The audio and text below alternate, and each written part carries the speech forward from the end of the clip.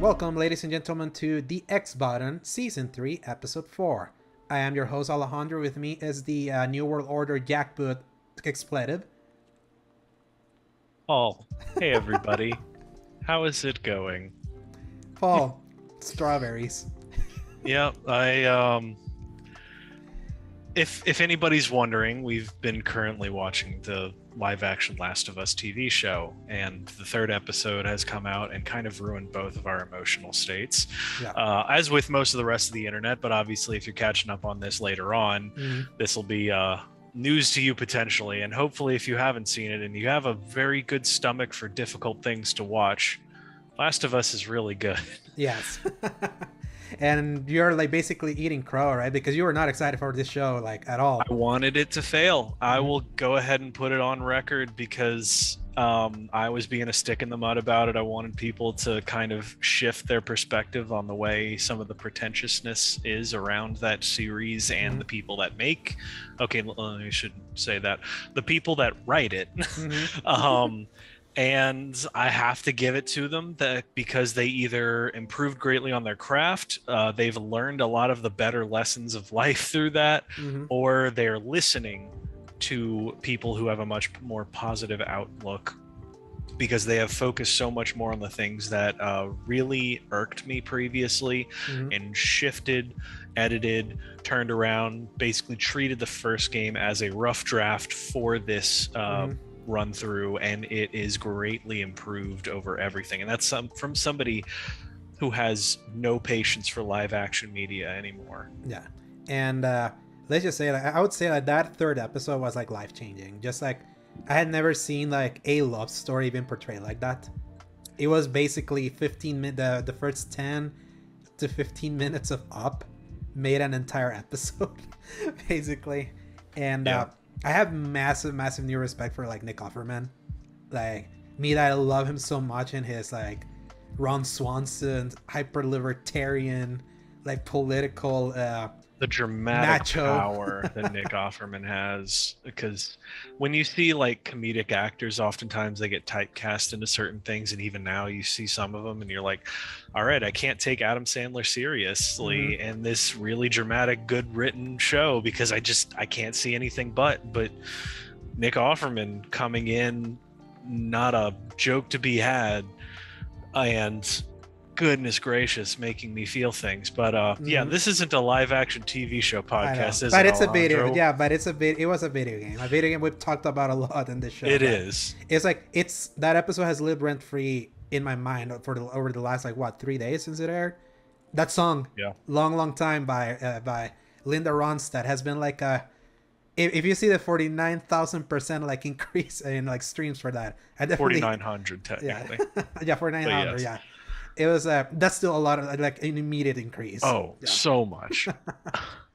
Good props to her, because apparently she was like not very well known after a certain point. This was like a big 70s song. So but yeah, it's like incredible, like that incredible episode. I had heard that episode was good, but you know when you hear anyone like overpraise something, you're like, all right, it's gonna be overhyped, this isn't gonna hit me, I'm looking for it to just fall flat. And then I sat through about halfway and I went, oh no, I'm getting really invested in this process.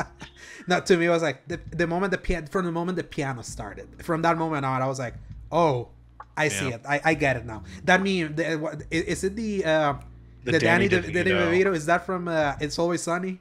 I don't know. I don't think it is, because it looks like something serious. Because that's all I've ever seen it is in memes of like genuine, oh my gosh, I get it now kind of an energy. And that was what I was feeling right at the end. And I'm just sitting there with like tears welling in my eyes, like, oh no, they got me.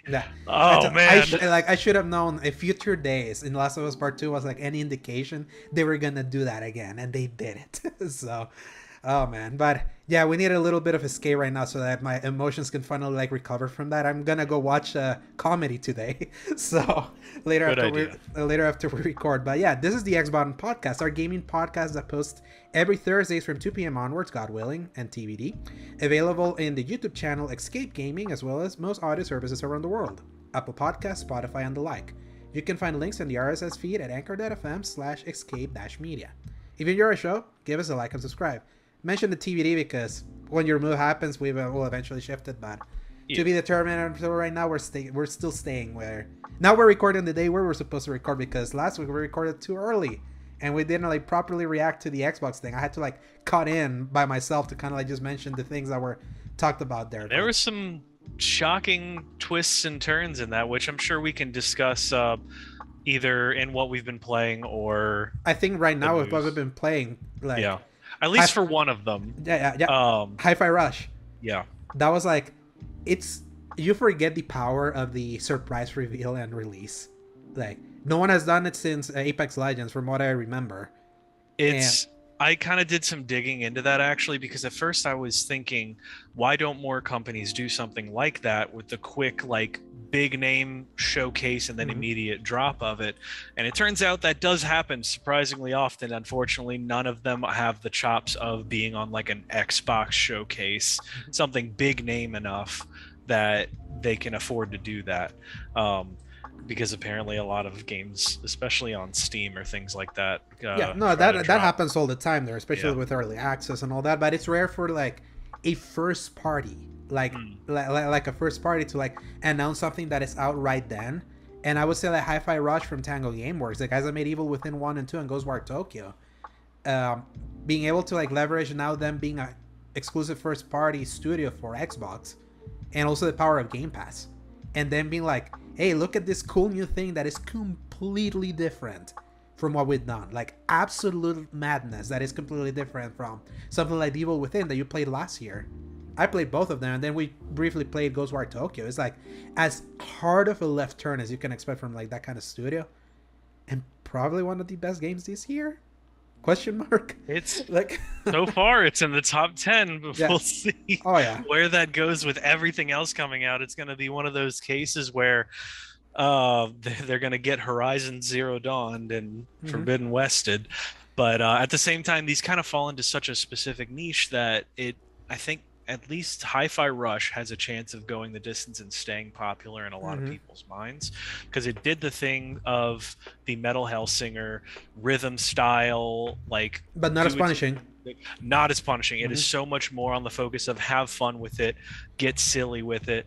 I could see like the firm lines between something like Devil May Cry kind of giving you a little bit more exploration ability, a little bit more complexity to their maps and stuff, really going indie with it, but focusing that to like a laser fine point to say, all right, it's like fully linear, go this little hallway, go up here, but we're going to pack every single inch with personality, with color, with excitement. And like the characters, the designs on the characters, the voice acting, the animation, the blend of 2D and 3D, and the transitions in and out of that. And like, it keeps doing that constantly. Like you showed me that one that I had me like get out of my chair for a second because of how it switches between like a fully 2D animated, perfect design, meshing between that 2D and then switching into a 3D art style for the combat was just like, and man, it hits so good the way that it plays out, just for the design purposes. As far as mechanically goes, is another case entirely that equally just keeps hitting and hitting quite literally, because matching to the natural sound of the game where you're already like bobbing your head to the beat makes it really easy to do that. But even if you're not listening to the soundtrack or anything, or for whatever reason you can't, they have a whole dedicated button that pulls up a visual metronome for you, or if you're hearing impaired, obviously gives you that ability to keep playing the game without the fear of losing that. And the cat does it, which is great because it's right next to the main character. The menu does it with the shadow of the guitar. Literally everything in the background bobs to the beat as well and has bright lights on it, so you could just follow any one of those things. The fact that the enemies attack on the beat at all times, so you can plan accordingly. The way you can buy more combos as you get better at the game, just like Devil May Cry, is just like...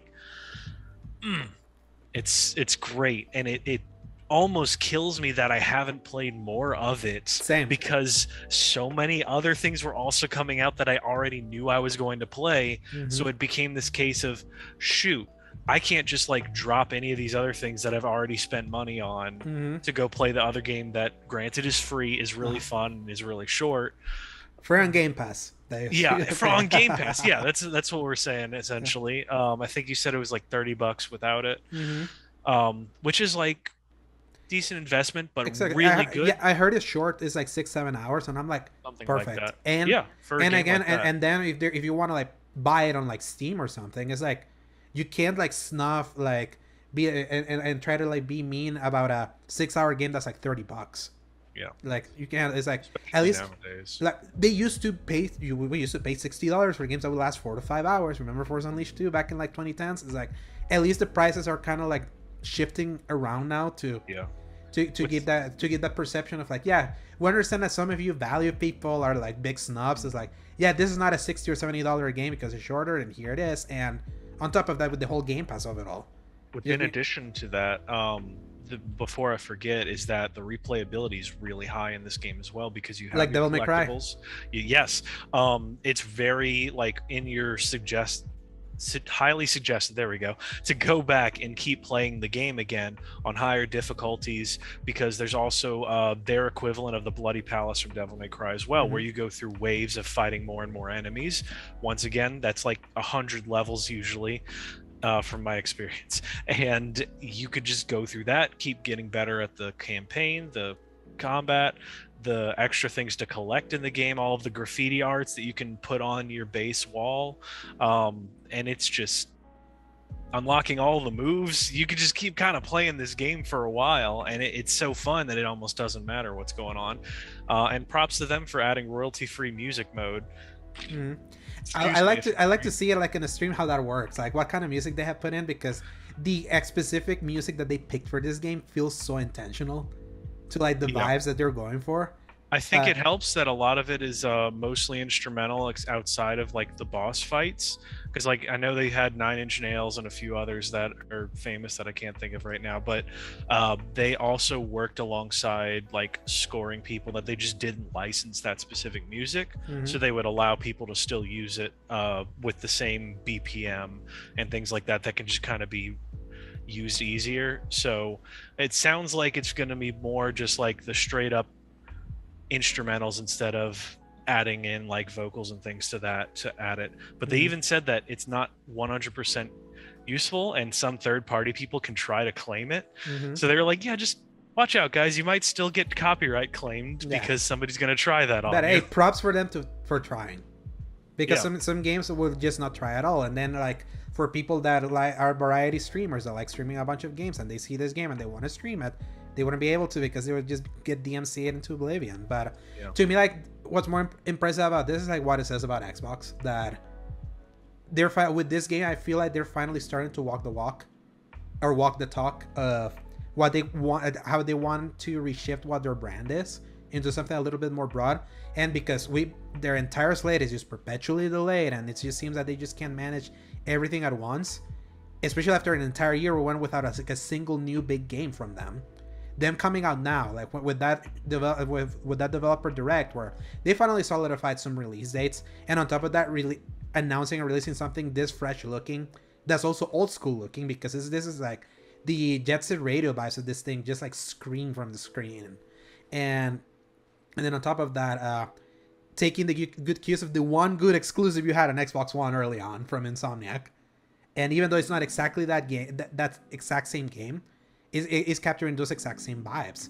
And I'm just so glad that it's happening, because with this and Pentiment now, it's like, okay, now we know that at least they're talking through that them investing so much in the Game Pass ecosystem is like relieving a lot of these developers from like having to release something that has to be financially successful, and they can just get creative because it's just content for Game Pass, the service that's already there.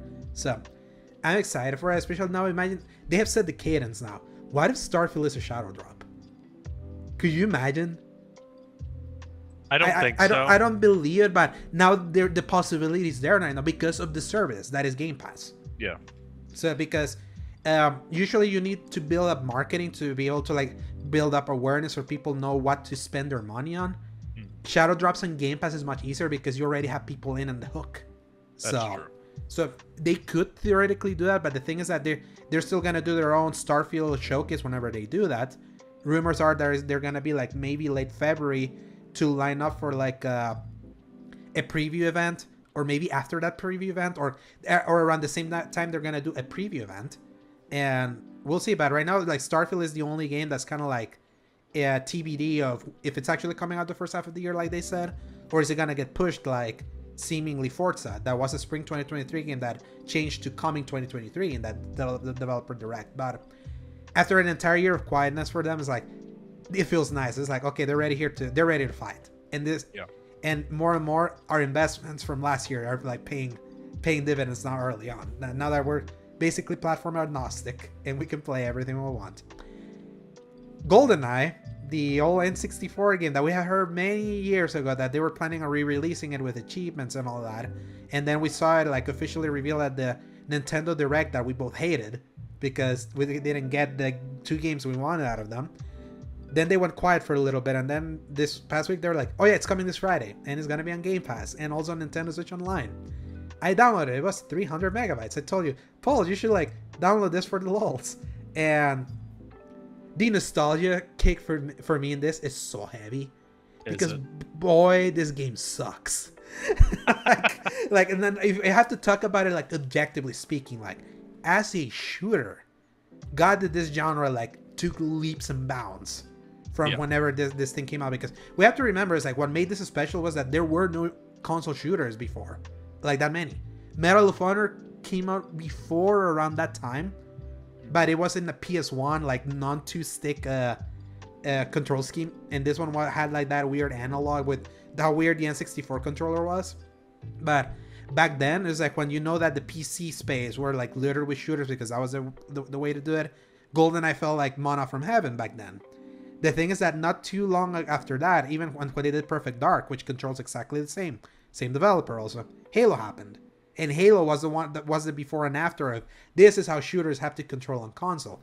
To be fair, with at least the Xbox version of this port, you can play a double stick, which you couldn't before. So at least there's like a sense of modernity to it. But the visuals are just hilariously bad now, especially like seeing the JPEG, the JPEGs they try to put for the faces, like especially for Sean Bean's Alec Trevelyan.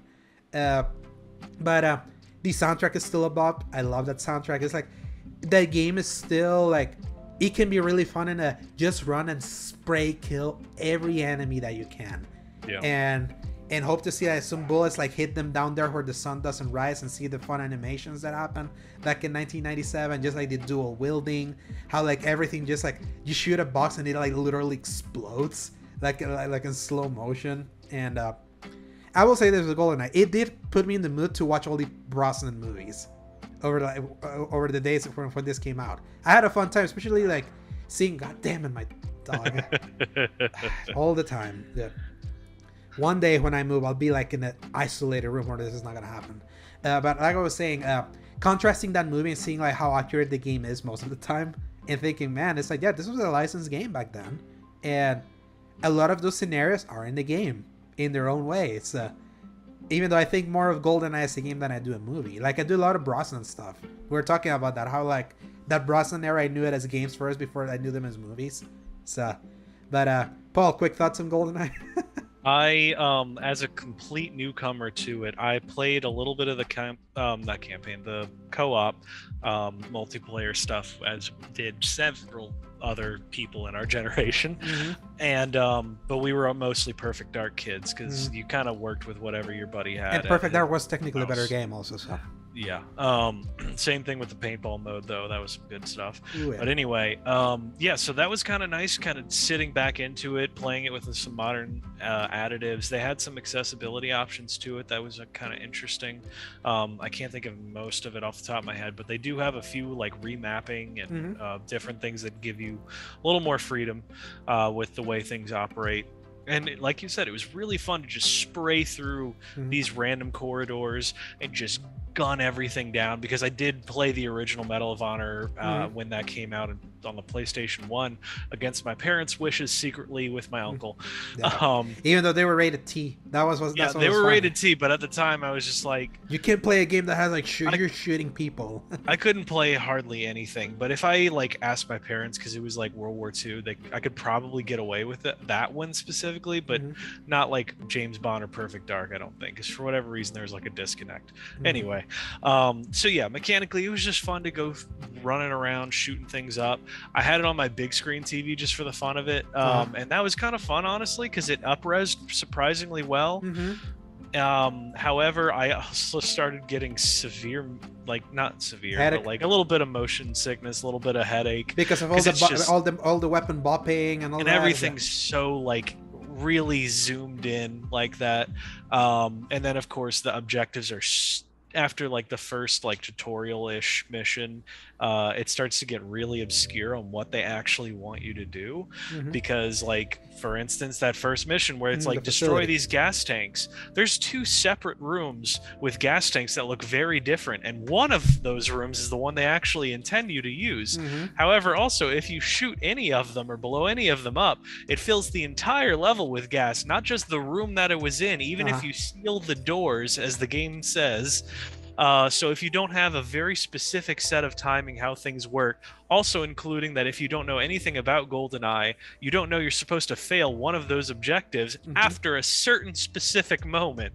You cannot fail it before, and it's just really funny watching all the enemies come in, and then you get that one dude from the story walks up completely impervious to bullets, shoots Sean Bean, and then walks out as if nothing happened, while everything else is going to hell on top of it. So it's like you almost have to know what's going on or be there to know what's going on, or you're just kind of lost in all of it, because I had to keep resetting that level so many times. Yeah, the thing is that there's like a lot of exposition of what you have to do in the level when you're like in the main menu that has like the like the file things. Yeah, the file. You have to read through the whole file to understand that. And the thing is, if you don't read them, if you're inside the level, you don't know anything.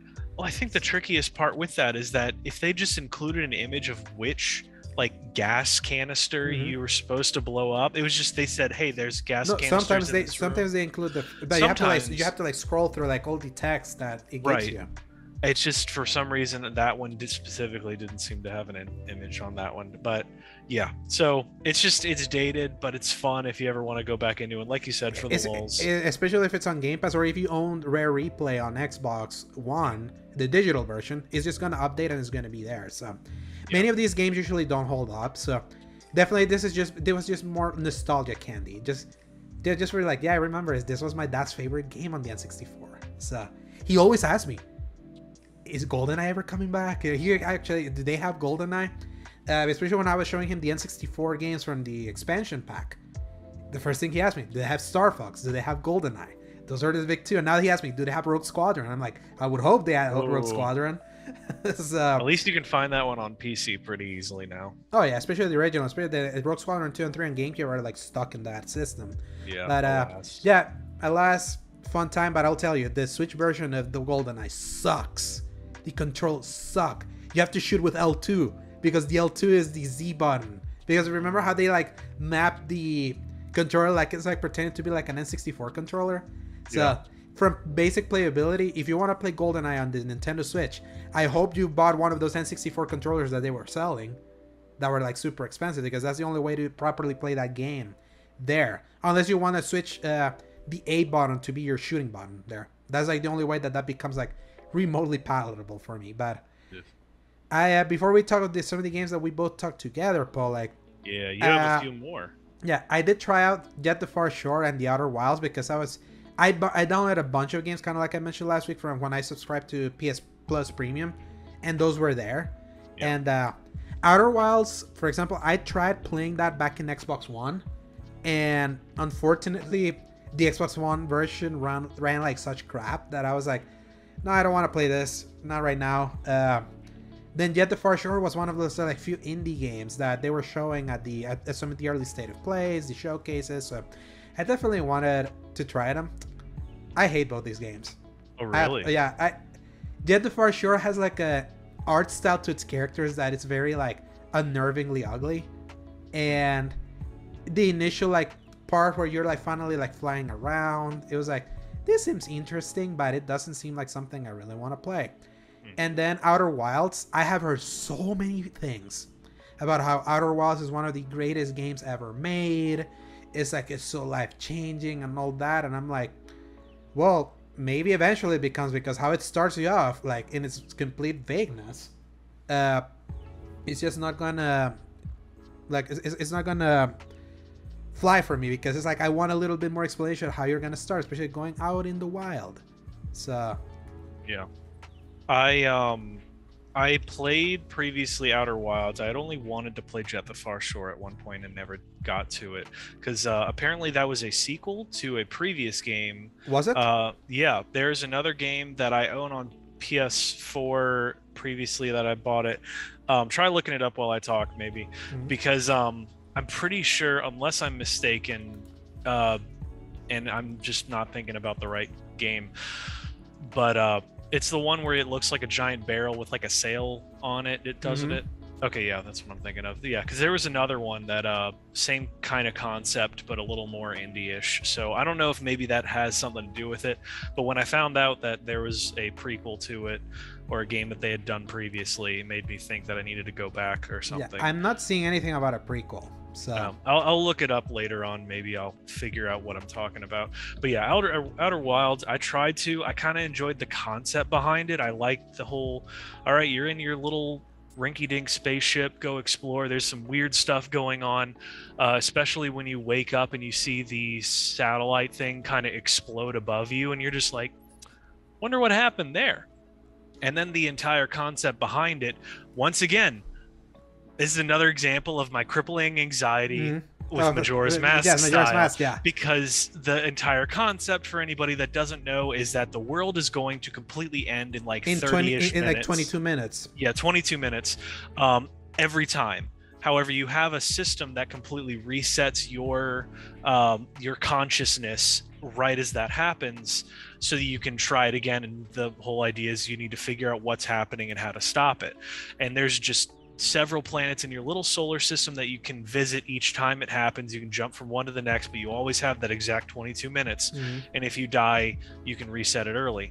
And it's fun. There's a lot of platforming. There's a lot of like puzzles and things, but then it gets, after a while of like just running around, goofing off and trying to mess things around, I really got lost on like, all right, what do I do next? Like, I kind of hit a wall, and none of my leads kind of were panning out, because it really falls on you to almost remember the things that these like previous apocalyptic log style memoirs kind of like, hey, you should try going over to this place next. Oh yeah, I remember that at this place, and it's kind of highlighted like in Legend of Zelda, and I'm just like, great, I've already been there, no idea what you're talking about. Yeah, and the Majora's Mask of it is what I wanted to play it, but it's just like the way it starts you off is like so incredibly vague, and me, like, I feel like, I wonder if I have ADD now, because it's like immediately when I was like, it didn't grab me, it's like delete, literally after like 5 minutes, because I don't know, I feel like I have many other games that I could be playing, and I've heard so many things about Outer Wilds, but it's just like, back then it was like that vagueness and how it ran like garbage on Xbox One was like, not feeling it. Real quick, did you get off the planet then? Nope. I see. I would say the hook, if you ever wanted to go back to it, is after you've first been able to get off the planet. Because personally, I feel like flying in the ship is the most fun part of it to me. It looks like it. I've seen the gameplay. It's just like, I don't want to like just have to be going left and right now to try to figure this out and reading all this like voiceless text, like if I'm playing like a Nintendo game. It's a very like Pentiment style, like what you said when you tried it. You were like, okay, I need to like be in the right mind space for this, because I've kind of heard the same thing from a few people. Usually that's after they came around to it, and I'm personally still kind of waiting for that moment whenever it clicks, if I ever try it again. But there's moments where I'm like, this was kind of fun. I like flying around, trying to figure out how to land and doing all that stuff. At the very least, the game looks, it runs well on PS5, because there's the PS5 version is on that service, just like the Xbox Series X and S that they updated over here on Game Pass. So, but yeah, it was a weird one to jump in after I had finished Forspoken, which we can now talk about. Yes. So, I have written a review for Forspoken. I submitted my review for Forspoken. I just need to submit a few pictures, and it may go live by the time this podcast goes live, or maybe a day after. We'll see. Okay. So it, real quick, it was not Jet the Far Shore that I was thinking of. Completely different game. There. I'm gonna figure out whatever that was and get back to you. But yeah, I'll continue. But yeah, so before I go into Forspoken, Paul, what do you think of the game? That, especially after we had some preliminary thoughts last week of just playing like the first hour. How many powers do you get? Okay, so you never got past the fire one. That was the last thing that I did that day, and then ever since then I was either playing Dead Space Remake or the other game that we'll mention in a bit. But yeah, that was, I already know that I like it. I already have decided that, I think, in my head. I think that it also has just some of the most toxic talk about it that I've seen in a little minute. One of which is one of the YouTubers that I follow had like a sponsored segment from Square Enix, and he got like a review copy early, and that was like, all right, give your honest opinions. And he was just like, guys, I don't know, this might actually be some heat right here, because he was enjoying the gameplay a lot, and he kind of skipped around in his gameplay talk of it, and he played, most of it behind the scenes. And everyone was just like, he's doing that for the money. Get the money, buddy. But you're tripping. This is a trash game. This is cringe. And it was so kind of disheartening to watch so many people that I just know didn't even try it, didn't play it at all, have been watching gameplay, watched one person play it half-heartedly, and they were like, this is trash. Or they tried the demo, which was not good. Right. Or they played the demo, because that was the other thing that I was hearing. It was like, I'm so glad they made a demo so I could decide not to buy it. And I was just like, oh man, no. Like, it's one of those cases where it actively ruined people's ability to enjoy that game by actually dropping a demo for it. And a badly optimized demo that the HDR was broken, because when I played the updated version of that demo that launched like the week before, it was like, this should have been the demo from the start. If there's something that needs to be completely perfect about a game before release, it has to be a demo. If you're going to convince people to play your game, it has to be flawless. Doesn't matter if the whole rest of the game is broken as crap.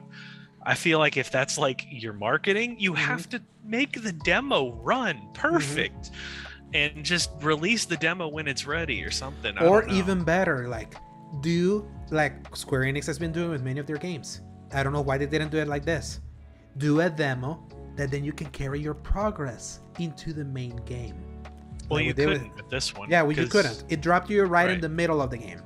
Which, because otherwise you'd be sitting there for 2 hours trying to get to that point in the game, because you also have your fire powers in the demo, which makes sense, because it almost is a disservice to only give you one of the 4 powers in a demo, because you don't really get a full grasp of it.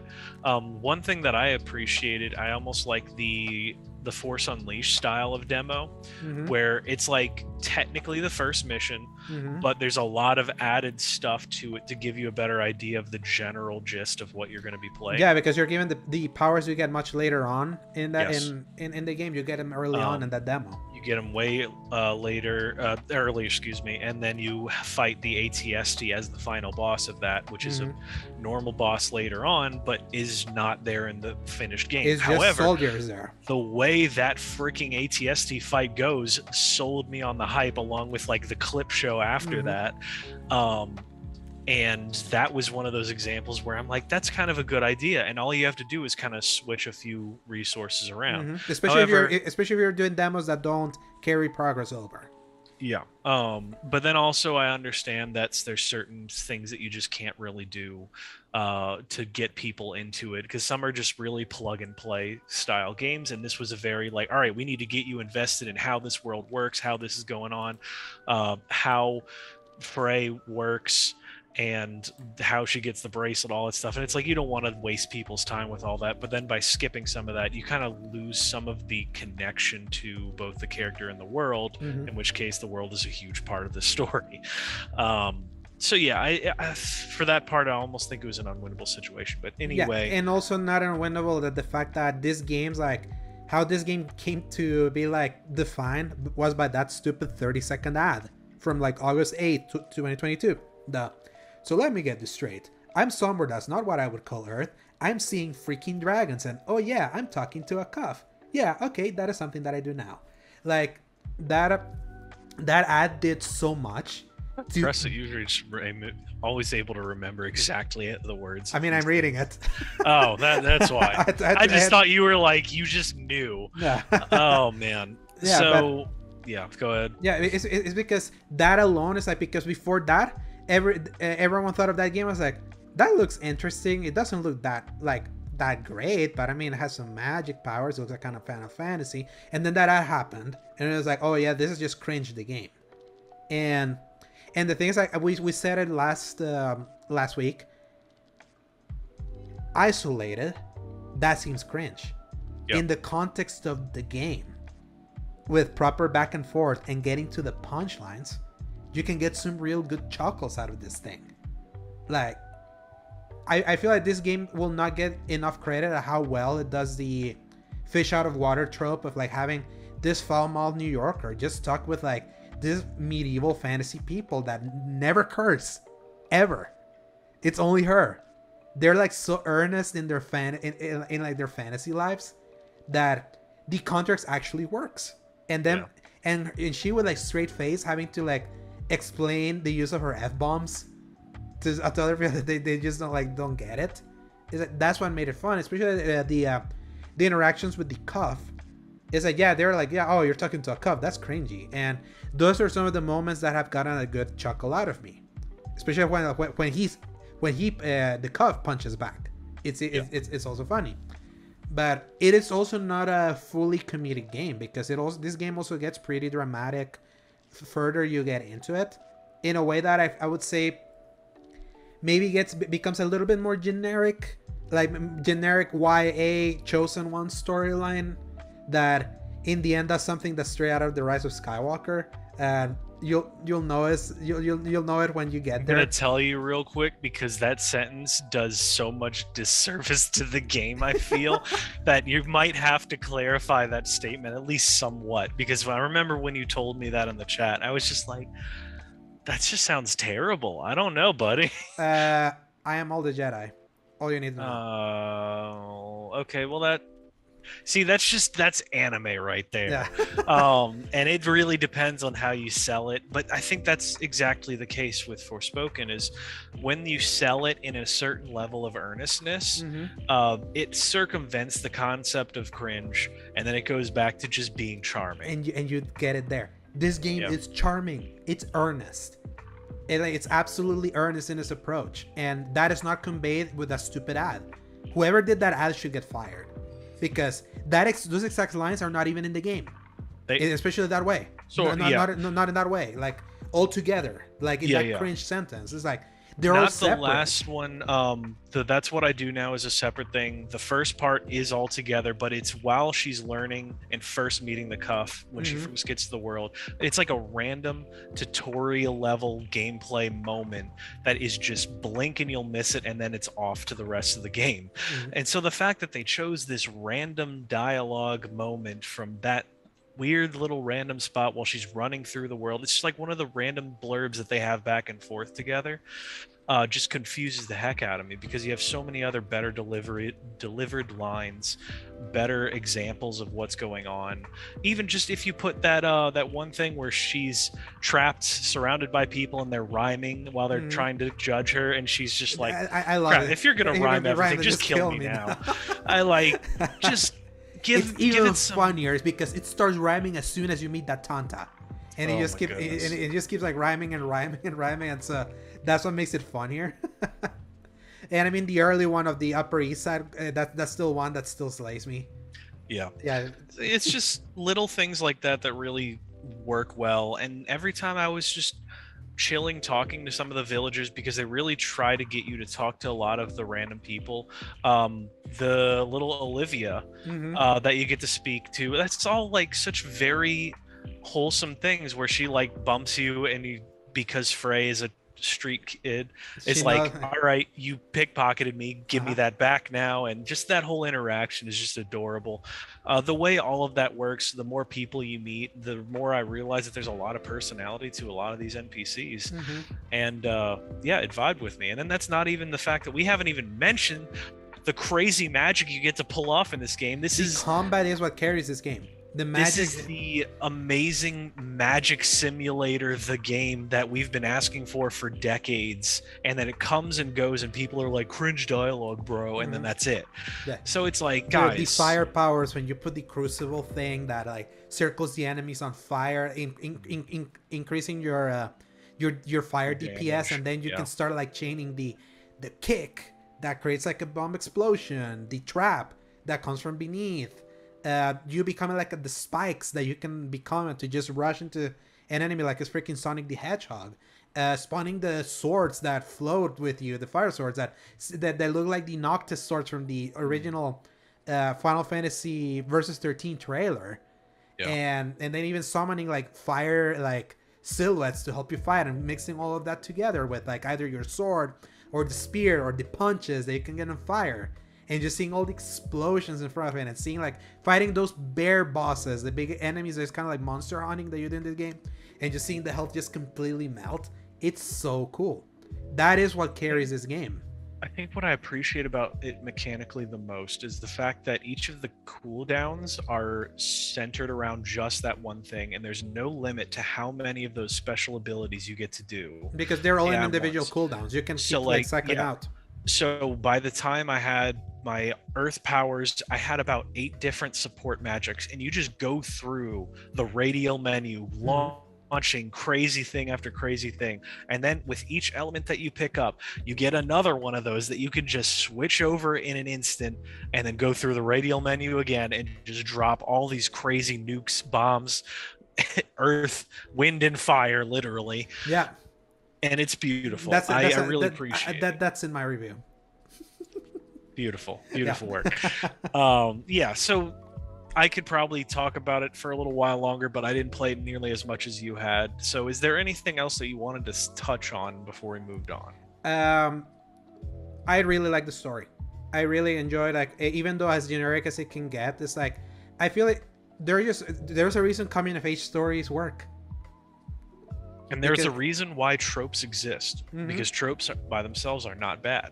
And neither are cliches. Everybody says cliches are bad. Cliches just mean people understand it, so you don't have to waste as much time explaining it. Yeah, I would say like when you realize like what the actual point of the story is, it was actually kind of surprising. I wasn't expecting it. Nice. Especially especially when you get to the villain, that was like a nice twist.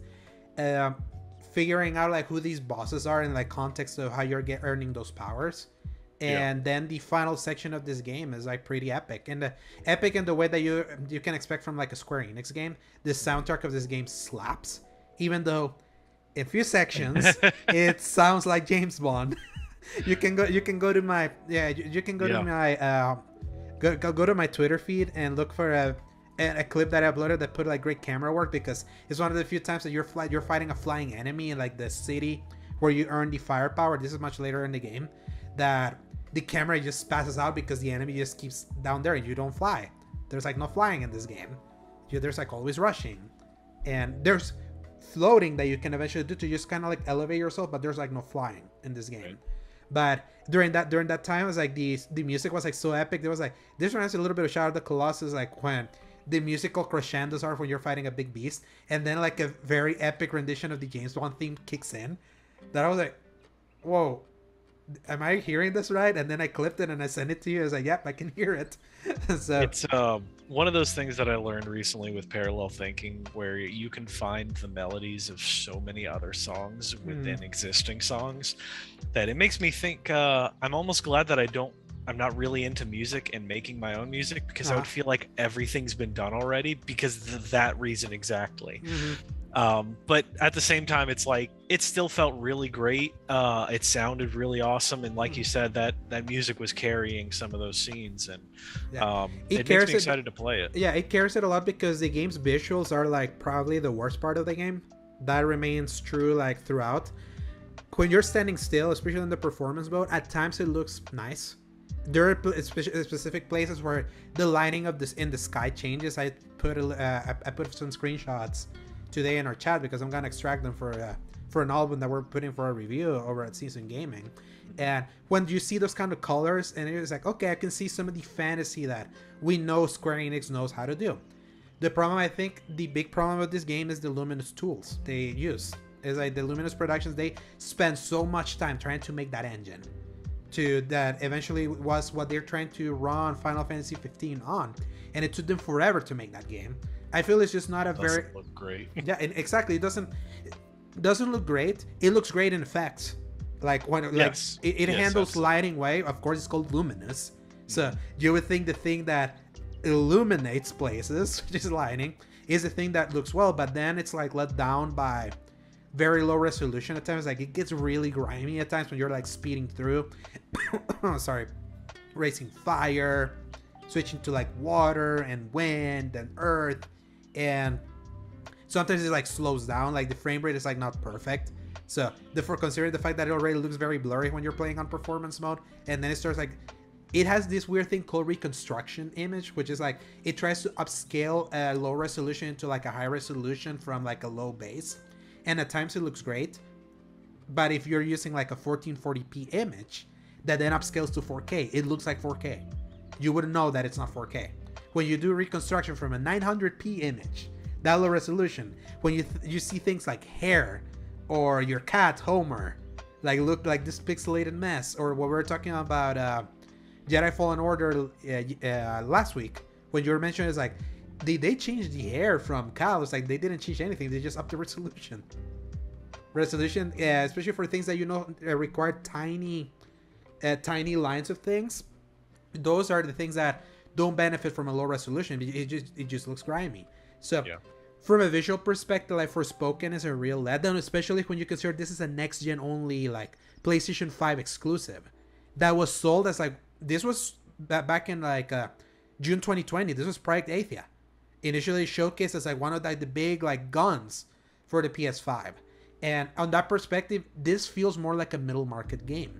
And I tell you, I'm a big sucker for middle market games.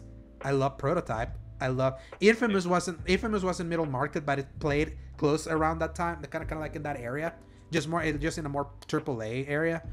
But even this game even has some Crackdown in it. Like if you ever played Crackdown, there was this loop where you could like go collect many orbs as you're using your powers to kind of like jump around and keep collecting those orbs. There's this thing called mana in Forspoken, and if you want to like really unlock all your powers, you need a lot of mana. And seeing like the mana around in the world and just speeding through it, it's like it gets so addicting. It's like the gameplay side of this game like holds up its end of the bargain. The thing is that when positioned as like one of the big PlayStation 5 exclusives from like a big name like Square Enix, that's also releasing Final Fantasy 16 this year, on top of being a $70 game, then when you see the entire package all together, yes, there's a nice story here. I like the combat, but visually speaking, it's like this doesn't look like the game that you're asking that price for. And I feel especially the things that everyone are finding cringy that I don't find cringy can sometimes be more elevated cringy because of how it looks. If this game, I think we talked about this a little bit in our chat, that if Forspoken had a visual style, maybe not like Hi-Fi Rush, but there was a little bit more stylish and cartoonish, this thing that everyone is calling cringy, they will see it for what it is. It's actually fun dialogue. Yeah, so that affects it too. And I feel that's just this definitely was a game that they had the tools for. Luminous, Square Enix was like, we got to do something with this. It's not gonna be Final Fantasy, let's do something. Okay, do Forspoken. And that's like the only problem. I would say like the only thing that I really don't like about it, the more I think about it and just think about it, I think about it like this. It's like I feel Forspoken is a nice entree. Like there's like especially for everything else that's coming out this year, that there's gonna be like great meals coming in. This feels like a nice entree to start things off. It's just a $70 entree, and the stuffing inside is real good, but the bread outside is not fully cooked. So unless you really want to taste the really nice stuffing inside of it, and don't mind that the bread seems like decrepit outside of it, I would say I recommend it even at its price. But it's an easy, I think I mentioned it last week, that if it feels like iffy, definitely wait for a sale for this one. Now that I've beaten it, It definitely, like, if the fun gameplay, if you the power fantasy of being a magician like really speaks to you, buy it now. If not, this is definitely gonna go on sale real quick because it had to release next to probably like two of the best games this year. We already talked about Hi-Fi Rush and also Dead Space Remake. We've got so many other things going on, and I think that's one of the reasons why, kind of leading right into what you were talking about with the Dead Space remake, they were just better looking and feeling games to play for me. And I know you said that mainlining it Forspoken was kind of short anyway. 10 to 15 hours. It's like as short as an Uncharted game. Right.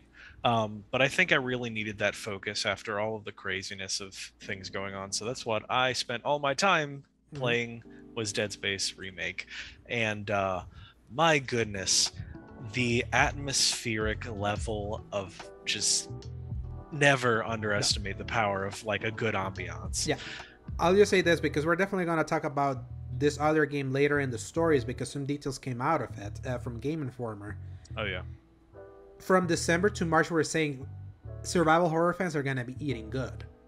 But then I said, Resident Evil has this in the bag. It has this in the bag. Like, Resident Evil 4 is a masterpiece. It's the survival horror game. The best one.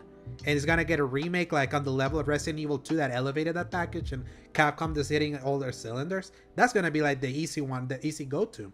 Callisto Protocol was like, let's see if this new one comes in. And it was fine. I enjoyed it, but for the promise, it was kind of disappointing. And Dead Space, I knew it was there.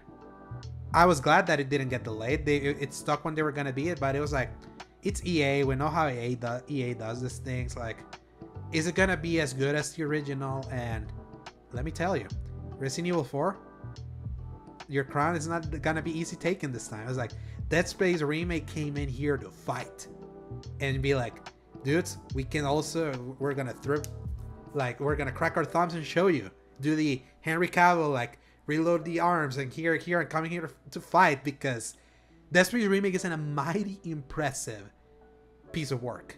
Like, visually speaking, maintaining the visual language of that original game, tweaking in a subtle way to make this thing even more terrifying because enemies don't go down as fast like they did originally. If you've literally played the original and played this, you notice how quick some deviations go from things you think that are already similar. And more importantly, keeping the spirit and soul of this game intact for a new generation while still looking like better than most games like released currently. Dead Space is like, it is a buffet line of things mechanically to save, on the power a system uses, wasting time on like facial expressions by putting your main character almost entirely behind a helmet, and of course, like, we're talking original here right now, the fact that he doesn't talk, the fact that all your game has to render is one room at a time, with very heavily reused assets with a few variations here and there of things, and then overall that, like, visually, that's all you really need at any time. There's nothing that's going to be big or grand about it, and that works perfectly for the horror. And to be fair, game. Like, before this remake, I popped in last December, the 360 version. It still held up really well. That's what made me more like mildly curious instead of excited for the remake, because it's like, this game in back compat still works nice. It's like, but it now really is that case that everybody was saying with The Last of Us, where they're like, did it really need a remake? Because the original, like you said, like, the lighting does such a good amount of work for that. But then you see what they did and what they changed, what they updated, and you think, oh, this is what I get it now. It's the Danny DeVito thing all over again. Because from the moment you walk in, because I do remember the opening segment of the original Dead Space. The opening segment, other than Isaac speaking, like, nearly untouched. It's the beat for beat. It's when you start going deep and going into like what is chapter 2, whenever the train becomes like available. That's when you see like a big thing that now makes sense why this is like new gen only. This game is like God of War 2018. No loading screens. Yeah. everything, like, it's continuous. And the only place that you can see it is when you're fast traveling. Mhm. I don't know if we talked about it at all, but the resolution drops really poorly in the tram when you're moving. So there's something called a variable rate shading that they just recently patched and fixed, because they did this thing where they drop resolution in specific places to kind of like keep Right. performance up. And in this case, the PS5 version in particular was being hit really hard because the console doesn't handle variable variable rate shading hardware wise with its specs. It's like it's not baked into like what the system can do, so they have to like program it from the outside. And well, the Xbox can do that, so there were like talks that the Xbox version was the best version to play this game, like from like the big the two big ones. But a recent patch eliminated variable rate shading, and now both versions are equal. So I'm gonna see what that looks like then, because originally it was like I wouldn't have noticed it because this is me we're talking about, but it wasn't until one of the people I follow mentioned, actually the same one that I've posted videos of, mentioned how poorly that drops. But that's the only thing that kind of ever flinches in this entire game, and like mechanically, I've had no glitches. Like the only thing that ever happens that doesn't seem like it would be intended is like the ragdoll physics, but that's part of the fun. Everything else is like the body parts fall off in the right way. You can utilize all of that, the freezing time, the using your kinesis power, the actual guns themselves just look, they sound, they feel just that chunky mechanical sounds each of them make as you reload them feels so great.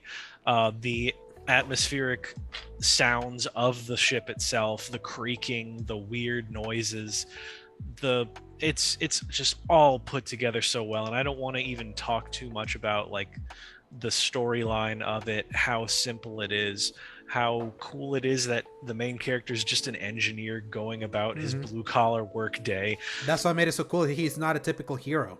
Yeah. But then at the same time, he's like specifically skilled in all of those weapons because they're all tools that have been repurposed. And it's like, it's just, it's all so perfectly lined up. And this ain't Leon Kennedy. This is just a guy. And I just, it's my favorite game of the year so far.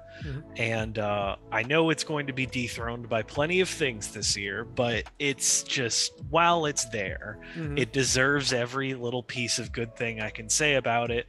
And as somebody who's normally very squeamish and very scared of any horror games, I would almost recommend this in one way, because once you've played this, everything else is kind of secondary to it in levels of like gore and grotesqueness on one hand. However, for anybody who is also very much of a scaredy cat, it gives you just a certain level of power that you can crush anything in front of you, especially on the normal difficulties. I have so much ammo stored up for every weapon, because when you get decent at finding your environment, utilizing the pipes, the fan blades that fall out, any explosives, any stasis things that are running around that you can just kinesis into the enemies. The kinesis stasis in this game is so good in comparison to the one in Callisto Protocol. That doesn't feel nearly remotely as good. There's one thing about feeling good, yes, still. I did appreciate that Callisto Protocol let you force grip enemies themselves, because you could obviously can't do that in Dead Space, but you can pull things from around you. It's a much like smaller level of and a power. smaller window, and taking more from your power. But it's also way more balanced in that way, because for Callisto Protocol you could just grip the entire enemy and throw them into spike walls next to you, and that kind of ruined a lot of experiences, where obviously this you can't do that. But you can be really smart about it. You can boost the damage that kinesis grab does whenever you throw things, but also obviously whenever you throw certain things, it's an instant kill.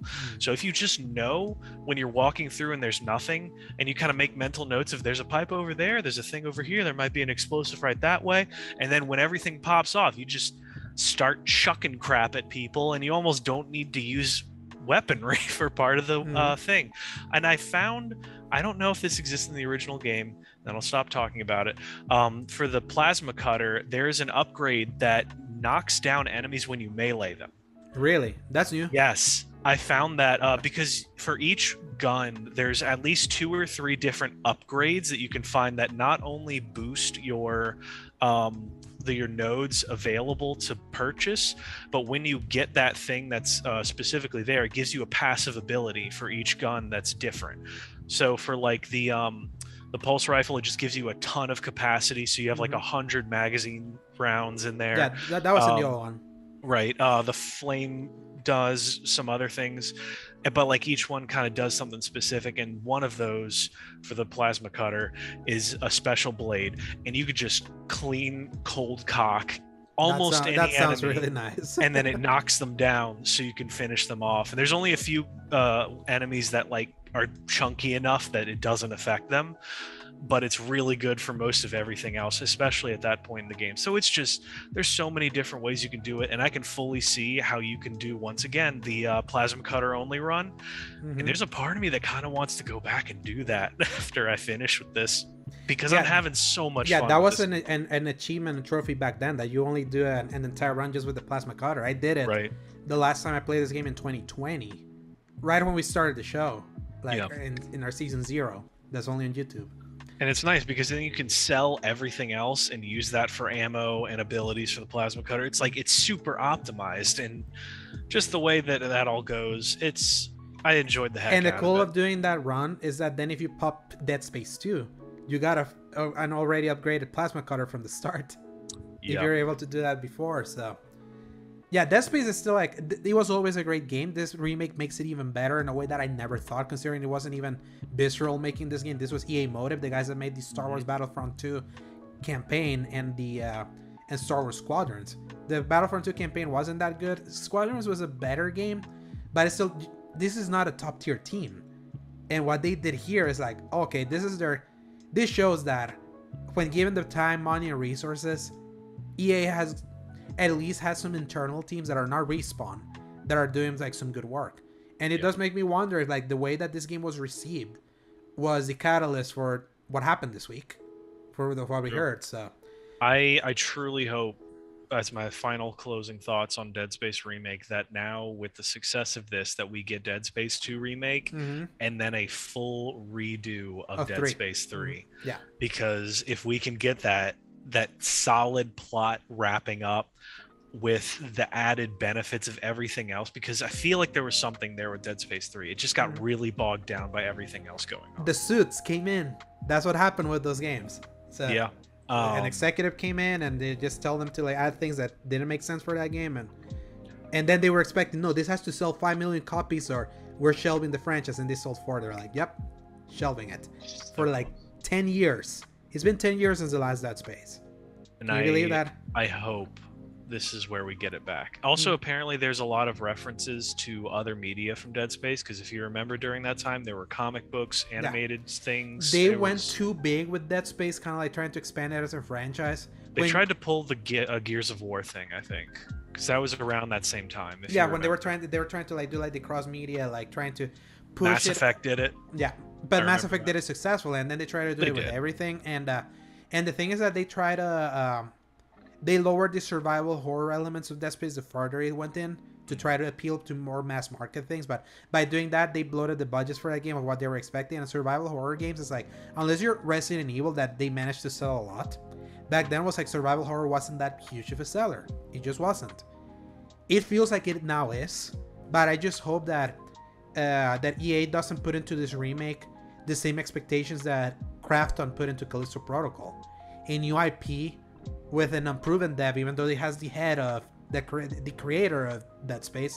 They're like, yeah, we're expecting this to be selling 5 million copies, and it's only sold like 2, and it had like 160 million development budget, which is insane for that small scale game.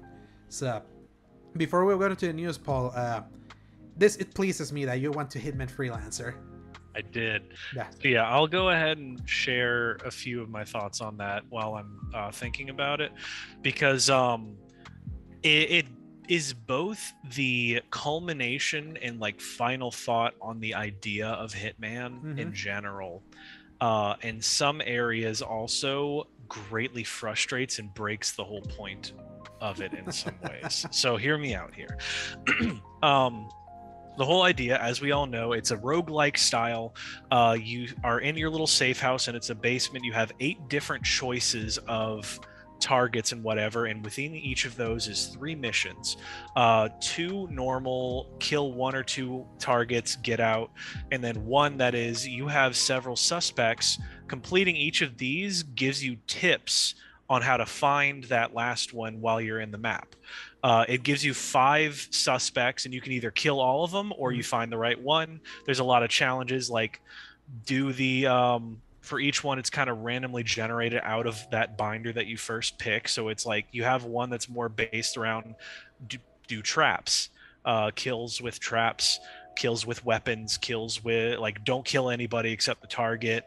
But there are no, not benefits, penalties technically for killing other enemies, because there's some that are like, hey, kill 3 guards with an assault rifle. That's clearly a very loud cap kind of method, but you get points for it. So it's kind of like, it doesn't just recommend you do that one thing that gives every hitman like the perfect score, but there are some, if you like that method, you can pick that anyway. So that's one of the cool things. Yeah, because they basically like trying to get the silent assassin thing, which is like trying to make it through a level without killing many people, right, or being lethal. Like that's basically out of this, right? You can be like more that brutal, does like, exist, but as an extra bonus, because when you pick that mission, then to the right of you is 3 separate challenges that are all randomly generated. One of those is like silent assassin, do whatever, but you can only pick one, and some of them are like, hey, just like run around, there's a time trial, every time you go into a closet it resets the timer, like random stuff like that. Or like do a silent takedown, and every time you do, it's resets the timer, and then you get like 3,000 points or whatever on top of it, which you can use those points in each map. There's one supplier that sells like different really good weapons.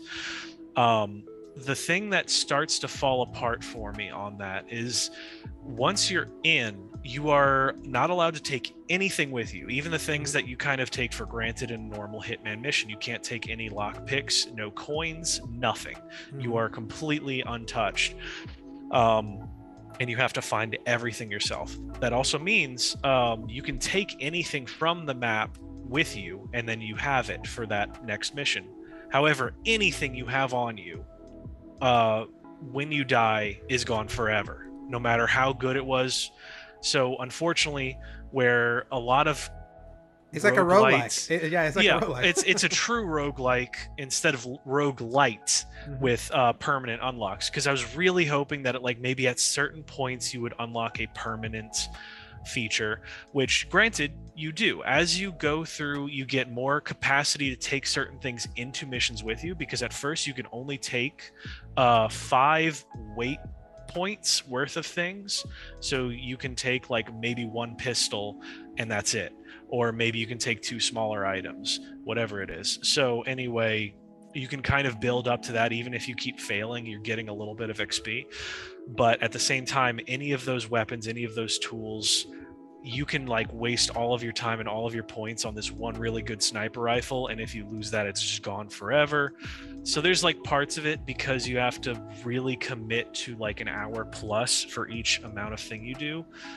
There's also no saving at all in the game, so you have to be able to commit to that mission completely once you start it.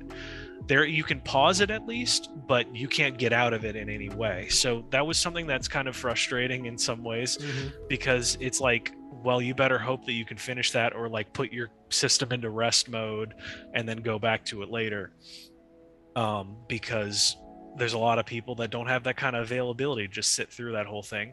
And that's 3 of these missions, and there's in total, the whole run is supposed to be 1, 2, 3, like 5 sets of that. So you're supposed to do about like 20 to 25 different maps, different missions, randomly created through all that. So in some ways, it has a lot of great stuff, and it has a lot of frustrating stuff. Yeah, I can't wait to see. try it because Hitman 3 was my game of the year in 2021, and me saying that is what got you to play it, and you're realizing that that was the best one on that style of Hitman, and I haven't touched it since. I have been waiting for like the new content to kind of show up, because I did like having that huge meal of have all this to be able to play. It's like they did add another free map, by the way. Yeah, I was in Forspoken land, so that's why I was like, I wanted to wait. And I think now going into next week, Dead Space and Hitman are gonna be like my big ones before we record, because now I have some time before the next big game. So, Paul, we're gonna take a little break, and then we're gonna go to the news. Let's do it. And we're back from the little break. So, Paul, press X for some news.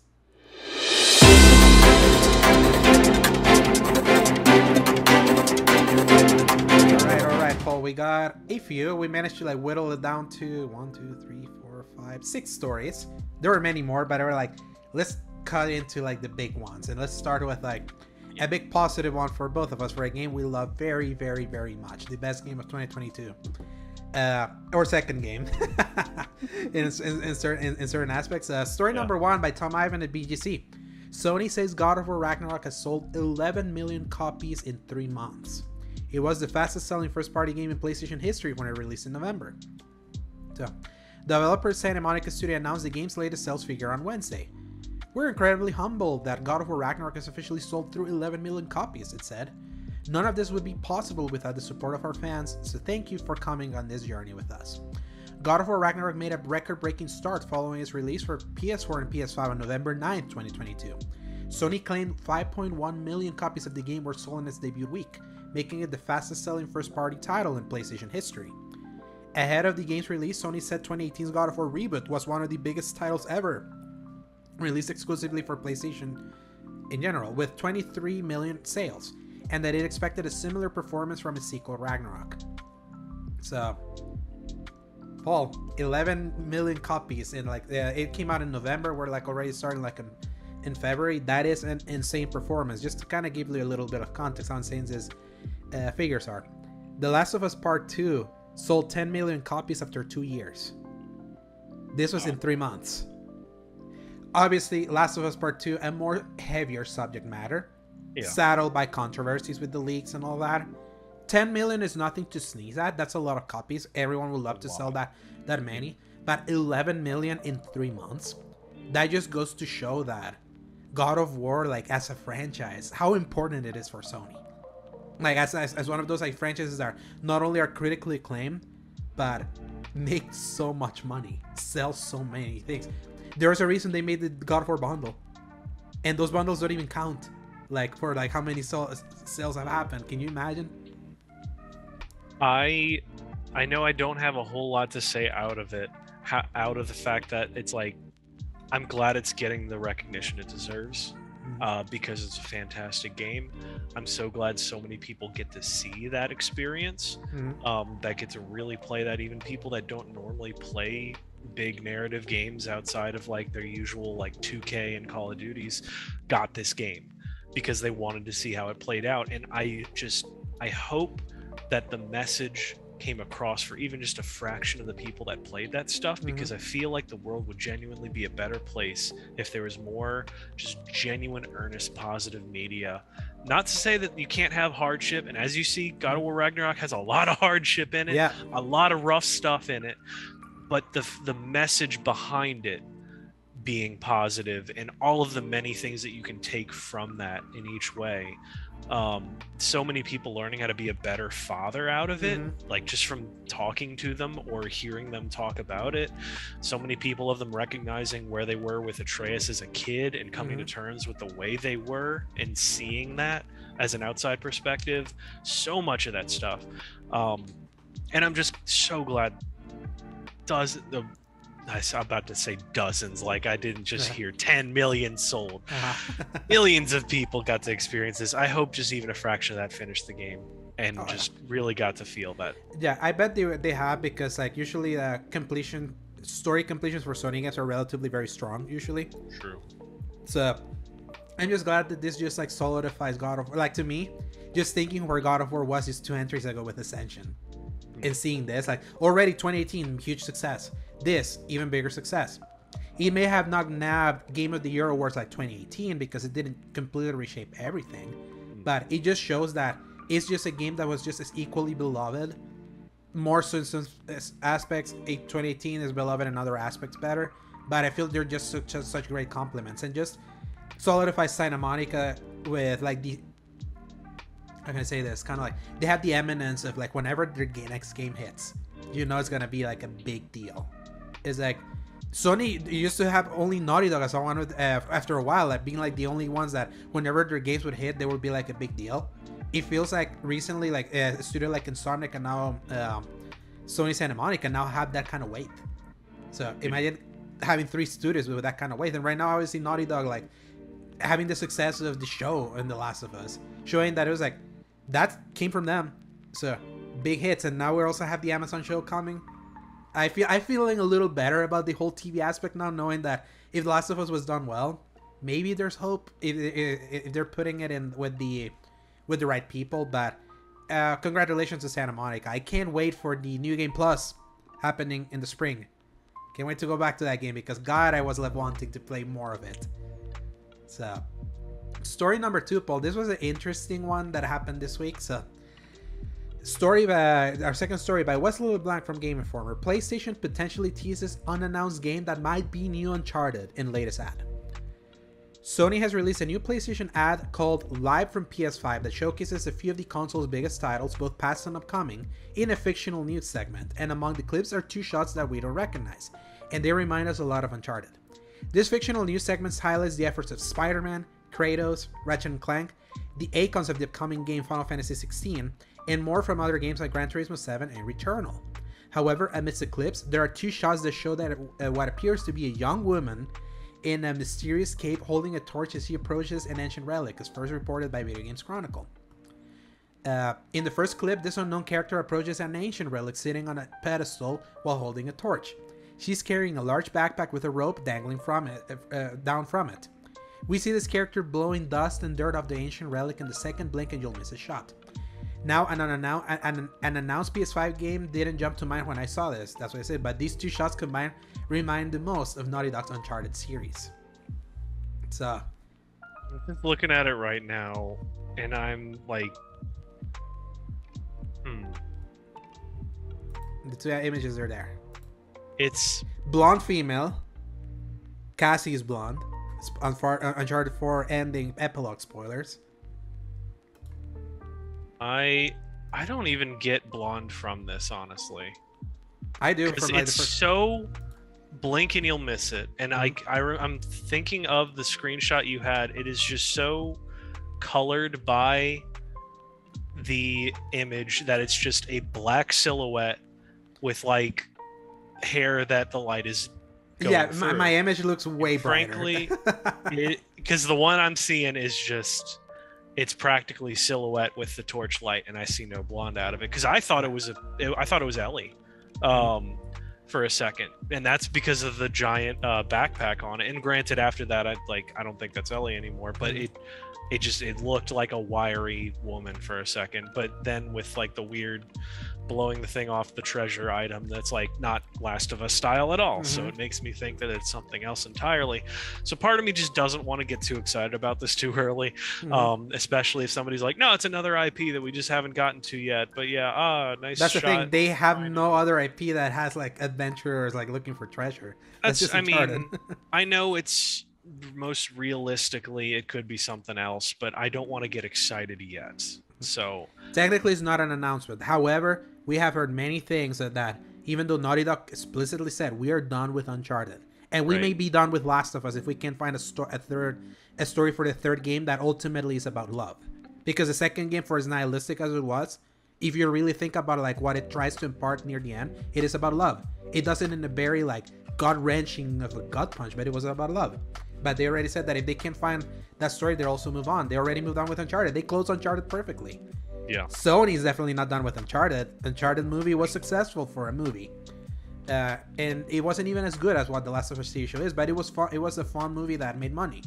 So We know the IP manager they brought in back in April, saying that they're making sure that they're able to set up teams that can create new games, but also maintain like the legacy of Uncharted.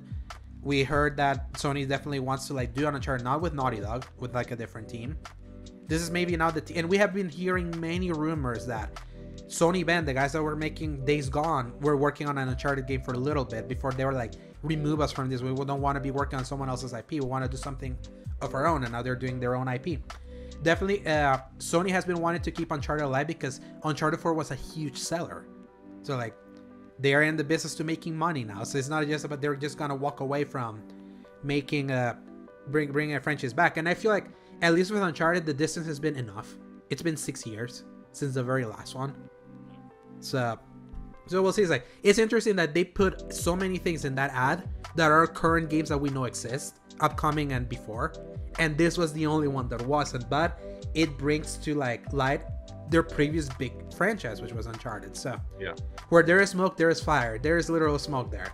So there is literal smoke, in fact. So yeah, I can't wait because like I feel like Uncharted deserved, like, we're being underserved right now with the high pulp adventure. Like even Tomb Raider has been like dormant since like 2018. Obviously Tomb Raider is like coming back.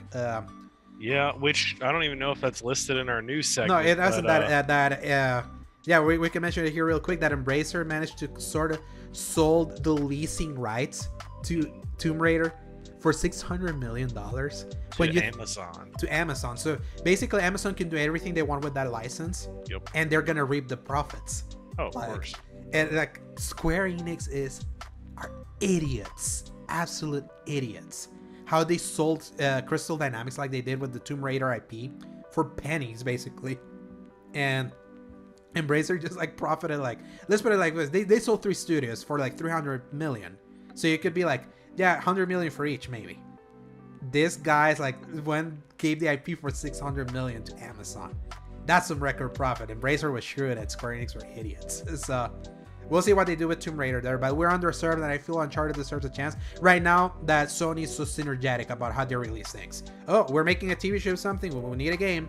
So enough of that, Paul. Let's head into some slightly sad news. Story number 3. Star Wars Jedi Survivor delayed to April. Story by Marcus Stewart from Game Informer. Respawn Entertainment has delayed Star Wars Jedi Survivor, but thankfully the wait won't be terribly long. Instead of arriving on March 17, the game will now launch a little over a month later on April 28. In a message posted to Twitter, Respawn states the game is content complete and is solely focusing on fixing bugs, ensuring stability, and polishing the experience as much as possible.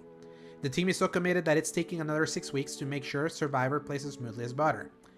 And you can check the image that they posted there. It's also in the in the news blurb, basically mentioning that.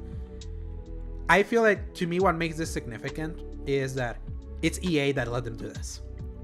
These are the guys that, no matter what, if they say a game is coming out at a fiscal quarter, sometimes they put that game out to hell or high water, regardless of the quality of that game. The victims for that were Mass Effect Andromeda and Anthem. Games that definitely needed more polish, but they already put it in the books that game was gonna be out by that time that those games got screwed. They released when they came out. EA last year told us, before the end of the fiscal year, we're gonna have a remake and a sequel to a popular game from us. Obviously the remake was Dead Space, that's already out.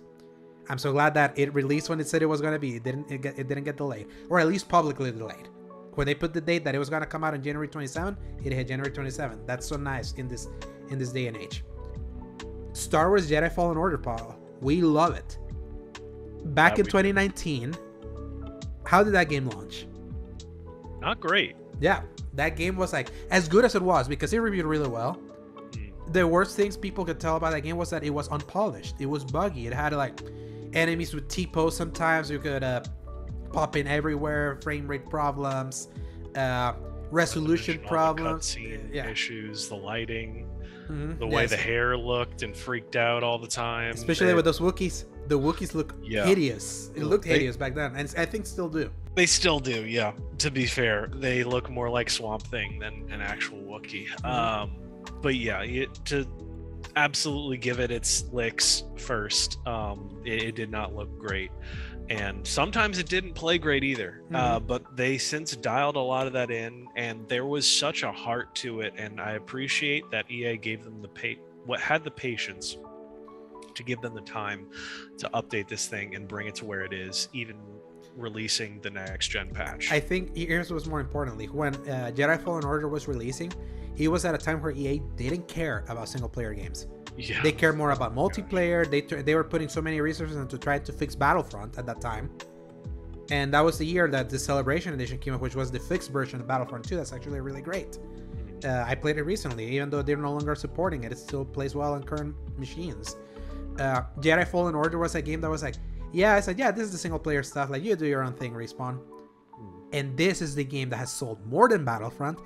And I kid you not, if you look at the sales charts, like the top 20 games, this damn game has been in the top 20. Down there, but it's been selling that consistently. Like, this is the reason why EA has like shifted into focusing more on single player, because Jedi Fallen Order made them so much money. Even after the sales and all of that, and even giving the game for free recently on PS Plus and also on Game Pass if you're there. I feel like now Jedi Survivor is being given the time they need that Jedi Fallen Order couldn't. They needed that game out before Rise of Skywalker because they needed to have a Star Wars game before the movie, and usually they need to release that a month before the movie. So I'm glad EA at least is like, they're showing good signs, even when sometimes we get some news that you're like, gosh, we were praising you for a little bit, and now we hear this. So, story number 4, Paul. This is a story by Jason Schreier over at Bloomberg. Electronic Arts cancel secret Apex Legends game in development. This was posted actually today, right before we started recording. Actually, that was like fortuitous timing.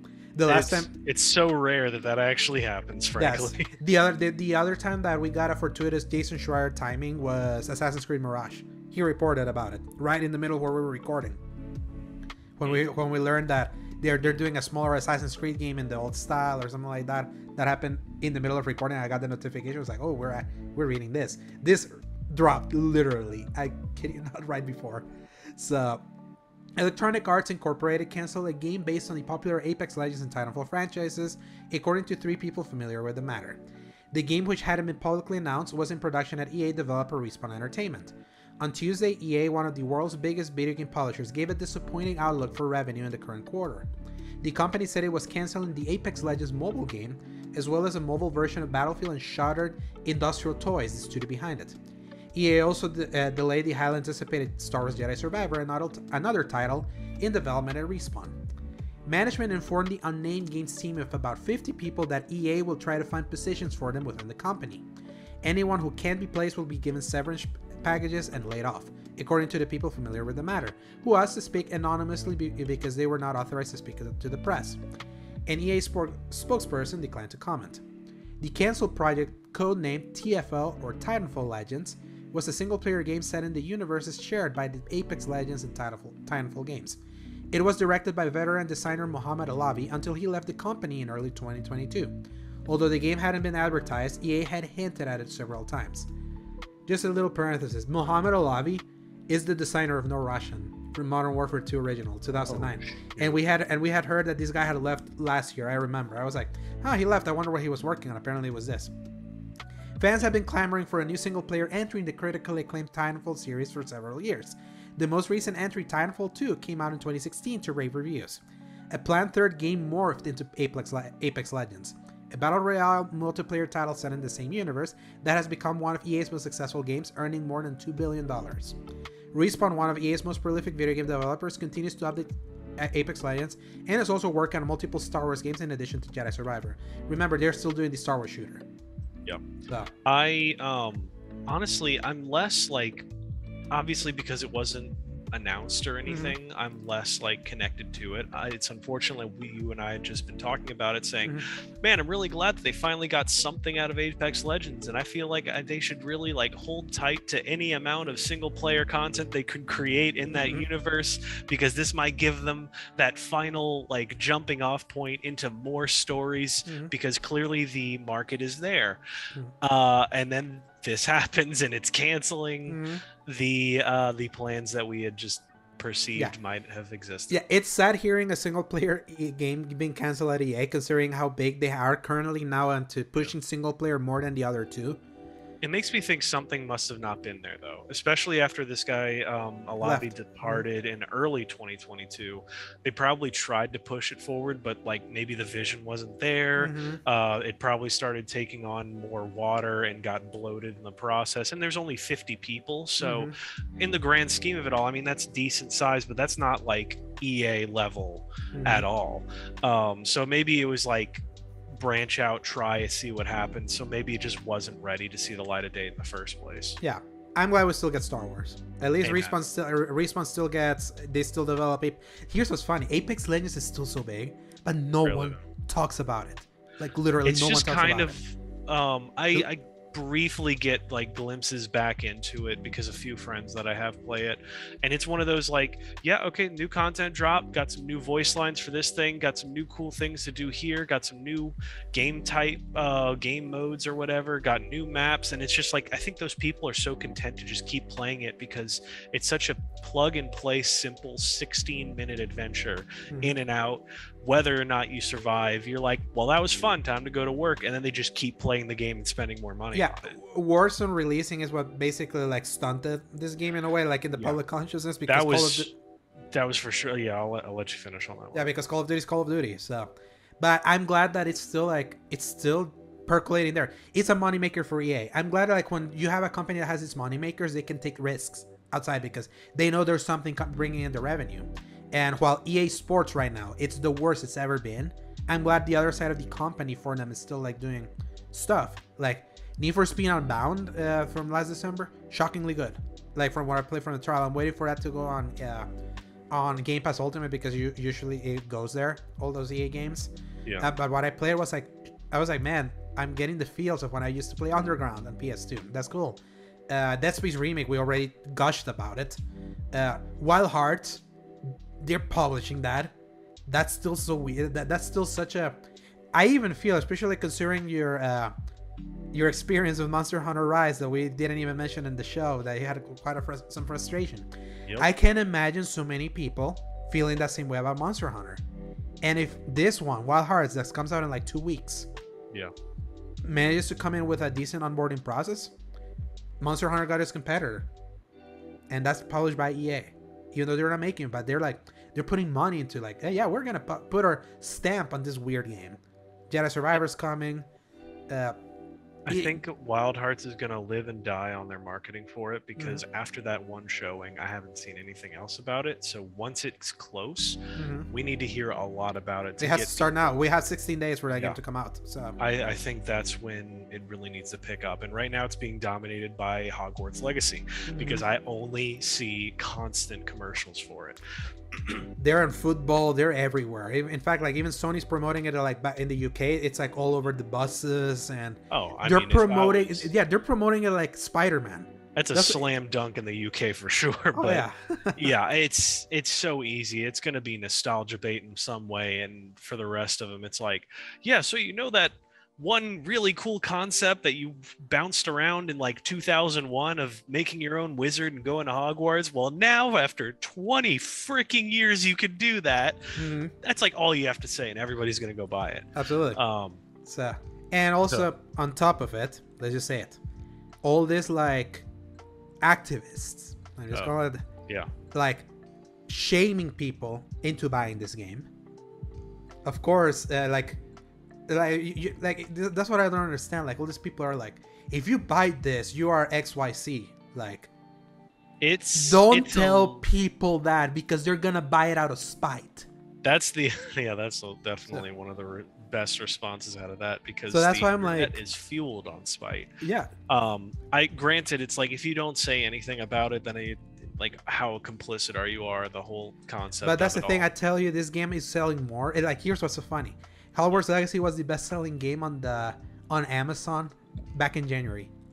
Yeah. Number one seller just in pre-orders. What does that tell you?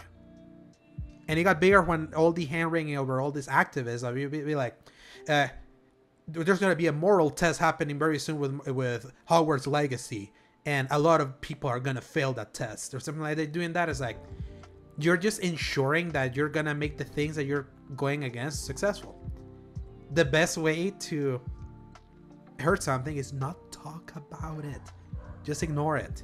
So if you hate the author so much that you're wanting to boycott, yeah, do it. Just don't say it. Like, because you mention it, you're gonna fuel someone else to make it more successful. And I personally, I'm just excited for it. So, yeah, whatever. Screw you, moral like purists that are tweeting that with your iPhones made by child labor. So, your dog heavily disagrees. Yeah, like always. So, but yeah, it's Hogwarts Legacy is like it's gonna dominate February basically, for good or ill. I'm excited to play it. So, story number 5, Paul. They just can't catch a break, can they? So, more Halo stuff we're gonna talk about now. Story number 5 by Wesley LeBlanc. 343 Industries reportedly switching from its own slip space engine to Unreal for some games. Halo Infinite developer 343 Industries is... Yeah, I already read that. They read it twice there. So, this news comes from a Bloomberg report, also from Jason Schreier, stating that the switch from slip space to Unreal will begin with a new game under the codename Tatanka. According to the publication, sources who are familiar with 343's plans. According to Bloomberg, 343 is developing Tatanka with Certain Affinity, who has helped develop various Halo games for more than 15 years. In fact, the main guy that owns Certain Affinity, Max Hoverman, he created matchmaking for Halo 2, setting the standard for the industry. FYI. The project reportedly started off as a battle royale, but has potentially evolved in different directions. Bloomberg reports that future Halo games will also explore using the Unreal Engine, but that some within the studio are skeptical of dropping Slipspace entirely in favor of Epic Games Unreal, with worry that the switching code engine will negatively impact the way it feels to play a Halo game. Sources familiar with 343 and its use of Slipspace told Bloomberg that the engine, which is apparently built on decades-old code, is difficult to use and buggy, and sometimes a pain point for developers working on Halo games. Apparently, in multiple instances throughout 343's history, studio management has mulled over switching to Unreal, but that it didn't actually happen until Pierre Hintz took over the studio late last year following the departure of 343 head Bonnie Ross and engine lead David Berger. Elsewhere in the report, the publication claims that 343 isn't working on new story content for Halo Infinite, despite many fans believing said story content was coming in the game's future. Parenthesis. Because they said Infinite was going to be the next 10 years of Halo. Remember that, Paul? So... I won't let them forget. Yeah. Close parenthesis. In fact, Bloomberg reports that some developers were making prototypes in the Unreal Engine and pitching ideas for new Halo games. However, many of those developers were reportedly laid off earlier this month, so it's unclear if these prototypes are still being developed. This report follows news from earlier this month that Microsoft was laying off 10,000 people amidst its ongoing $69 billion acquisition of Activision Blizzard. 343 Industries was reportedly one of these studios hit hardest by these layoffs, which we basically heard confirmed. And shortly after they occurred, Halo Infinite creative director Joseph Staten departed from the studio to rejoin Xbox Publishing. The moment that news happened, I was like, RIP Halo, because he's your lore guy. The guy that created the lore from the first one and came back to fix this game. Rumors that 343 Industries will no longer develop Halo games and instead oversee a franchise began to spread following that, but last week, Hintz released a statement that said 343 Industries will continue to develop Halo now and in the future, which I told you, I was like, that's clear smokescreen damage control PR 101, and I tell you that the news that we had heard are the true, and then we got him confirmed. What did I tell you? It's like, it is sad. It is absolutely sad. Halo Infinite was a good foundation. That was what was exciting about it. Now it's like that foundation, those next 10 years of Halo, down the toilet, down the trash, burned. Why they didn't switch engines before to this? Who knows? They were stubborn. Like, the moment that they realized a Halo game was gonna take them 6 years to make should have been the moment they were like, we have to switch technology. Because a Halo game shouldn't take 6 years. And for it to have come out as piecemeal as it did. When before, Halo was the Here's your big full package. Remember those days? Here's your campaign. Here's your co-op. Here's your multiplayer. Here's your Forge. Here's your theater mode. All in the same disc. And here's new maps 2 months after. And another few 3 months after. With Halo Infinite, we had to wait like an entire year for like 2. It's like Halo Infinite, a good game at its core, but one of the worst live service games I had ever seen handled. And now it's like, now we have to see them rebuild the ship again. So it hurts because the game was good. That's the worst part. I'm less mad than I am just disappointed. Mm-hmm. And I'm frustrated because it's like the one great thing, the best thing about Halo Infinite was not as much like the story as much as it was clearly a setup foundation for more expansions, DLC, sequels, whatever on this new Halo ring, whatever it was called. I don't even remember what the deal was with it anymore. Zeta Halo, yeah.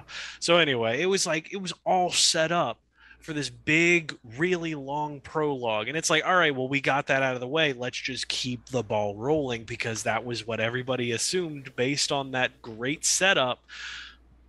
It was like the way Jedi Fallen Order ended, except without an actual storyline beforehand. Mm-hmm. Where it was like, all right, the adventure continues. What do we do next? Yeah, Halo Infinite was Halo 6, but not Halo 6. We're just basically like, here is the broom. We have to clean up the Halo 5 mess. Halo Infinite was the weird epilogue that was tacked on at the end to kind of like explain things after your show got canceled. Yeah. That's kind of what happened with that. Halo Infinite was Captain Rex telling you what happened after the Clone Wars. Yeah, basically. Because Clone Wars was canceled originally, remember? Exactly. And it's just like, all right, guys, here's what happens. We all know what we're here for. Just try to like close your eyes and imagine this was planned all along. We're going to do what we can and then get back to the regular scheduled programming. Mm-hmm. And now they're like, yeah, so that didn't work out. We're just going to change everything. Mm-hmm. I mean, like, granted, they could probably salvage this in some ways, because they're right. The old code engine was really old and probably needed to be switched out, needed to be updated, and Unreal Engine is so useful for that crap that it doesn't really matter that you have to pay them if you make past a certain level of profit. It's worth it for those tools. Not only that, it's so universal, you can hire from everywhere. Yeah, that's the other thing. That's the beauty of that's why CDPR is switching to Unreal Engine, because they want to be able to hire. Sure. Because having to bring in new people to learn how to use their own proprietary engine, especially when we heard that the way 343 was hiring, they were hiring 18-month contractors, not like full-time developers. Yeah.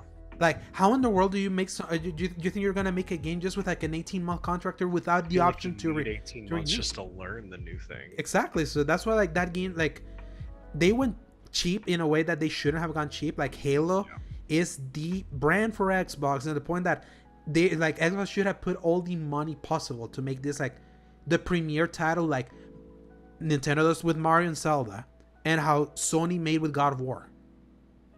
Look, like those, it's like Halo deserves to be in that pedestal. It's like that legendary. Like we mentioned earlier after we're talking GoldenEye, Halo is the reason we're playing shooters on console, like how we are now.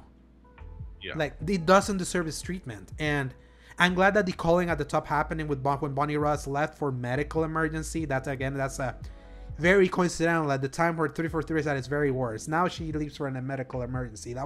She got removed, but they gave her like the dignity, quote unquote, of like going out on her term. But yeah, it's like it's sad because, like, for example, you can even see like the thumbnail of the Halo Infinite review from Game Informer here, the best Halo game in years.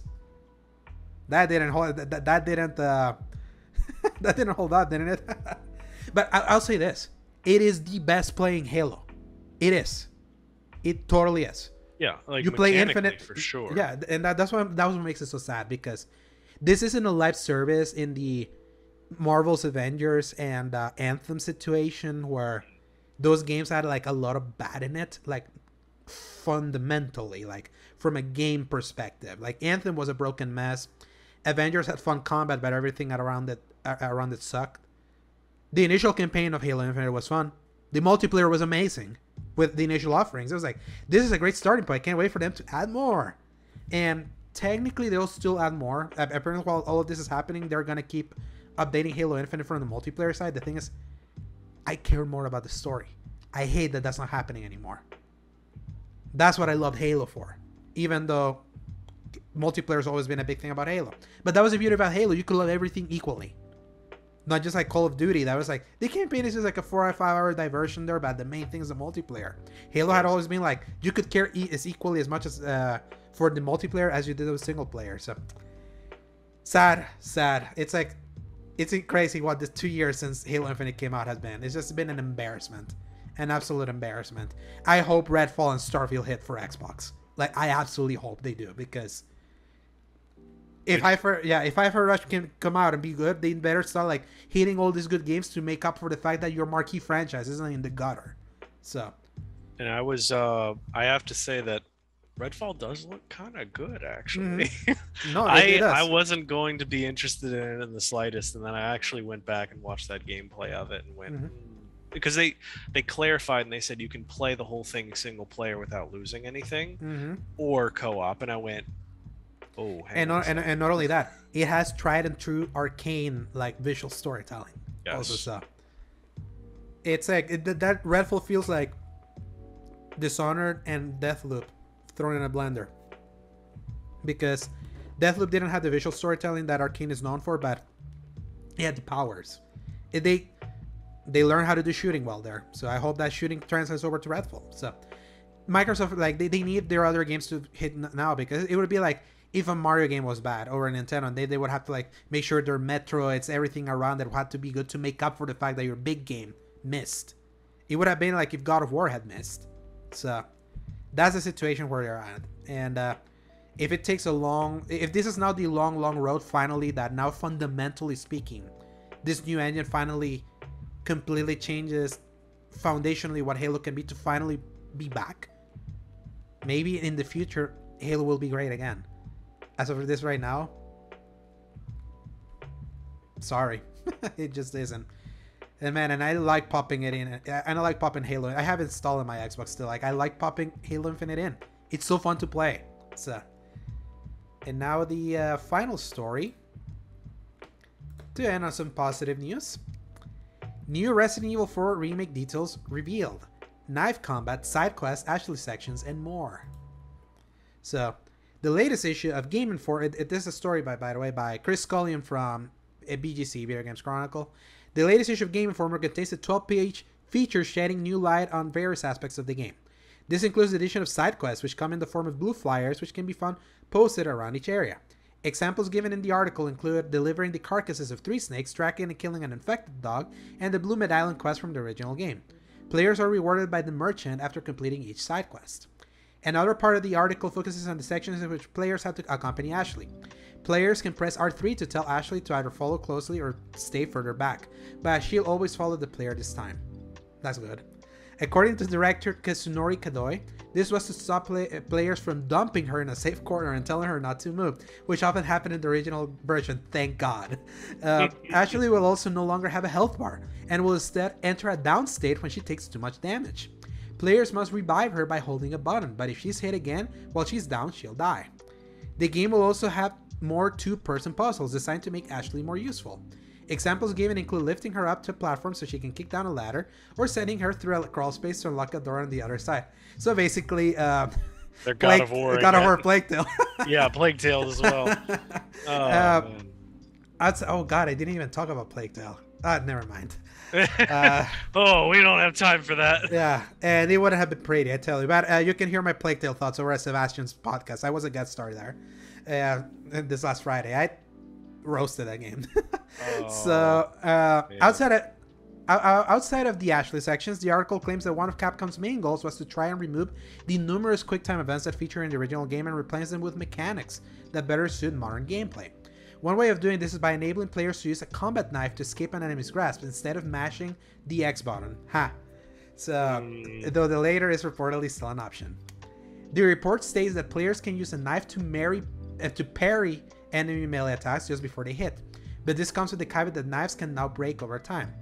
Players can carry multiple knives and improve their durability and power at the merchant. After defeating an enemy, players now have to watch for them convulsing on the ground.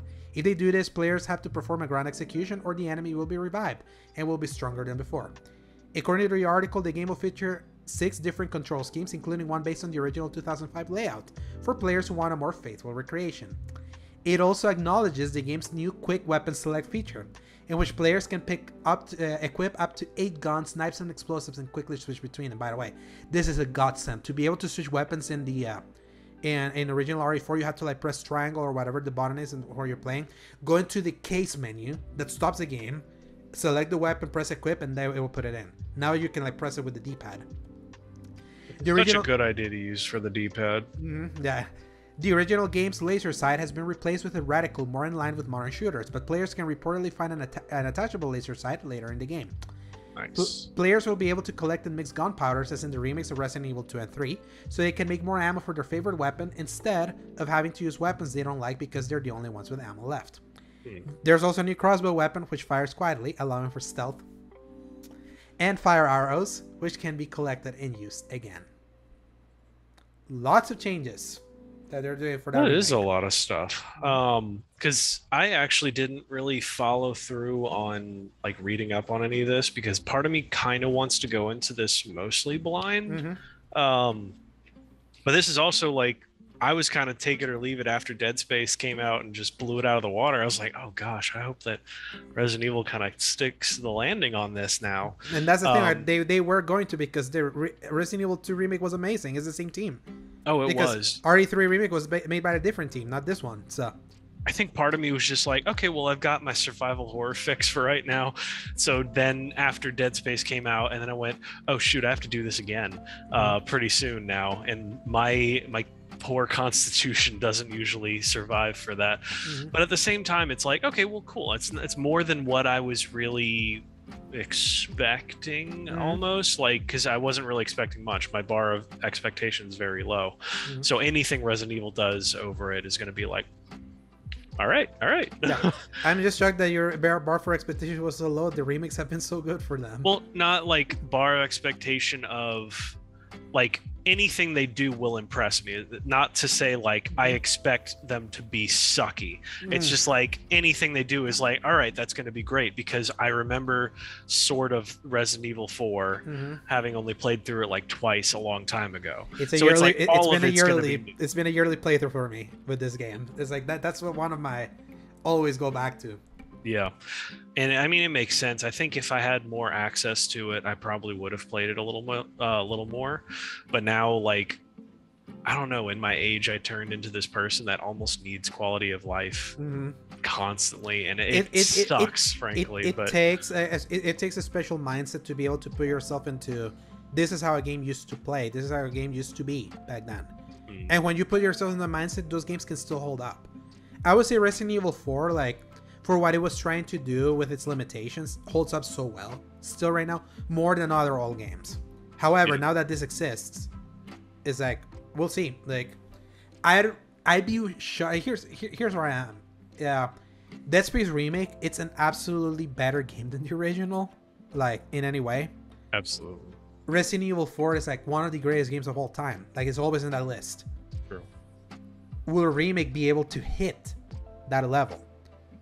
That's what I'm wondering. It sounds like they are adding a lot of stuff that's going to help that process, because there's some areas that Resident Evil 4 for me kind of dragged. So I'm hoping that there is going to be kind of a kicking up in those areas. Here's the irony. 4 and Village drag in the same way. Yeah. That's not the irony. The games like deflate around the same time. It's so funny. It is interesting, and I hope that they kind of learn that lesson from both of those and kind of add a little bit of those extra oomph in those spots to help things out. But I mean, just the quality of life is really going to help us out, I think. Yeah. And now, like, what else is there in March? Yeah, because Jedi Survivor just bounced right on out of that. Literally, Jedi Survivor was like 4 days before this. So now this has all the time. Jedi Survivor is now now like being moved to the Redfall Tears of the Kingdom windows. Let me see. I'm going to look at this right now because we're about to go into what our releases are anyway. Let me just take a quick look and see what else is going on. Well, we're going to have Wulong. Yeah, that's in March. In March, so at least we got that. And that's on Game Pass. So yeah. Oh boy, we got Supercross. Anyway. Yeah, Monster Energy Supercross. Yeah. Anno 1800. I actually do want to try that, but anyway. Dark Pictures. No, that's. But that's the VR. The VR one that got delayed out of the launch because that was going to be a launch game. Yeah. It's looking. JRPG people are going to eat good with the Atelier Ryza. MLB The Show 23. As I'm looking on March, I'm like, ooh, it's looking mighty quiet. All of a sudden, it got for quiet us.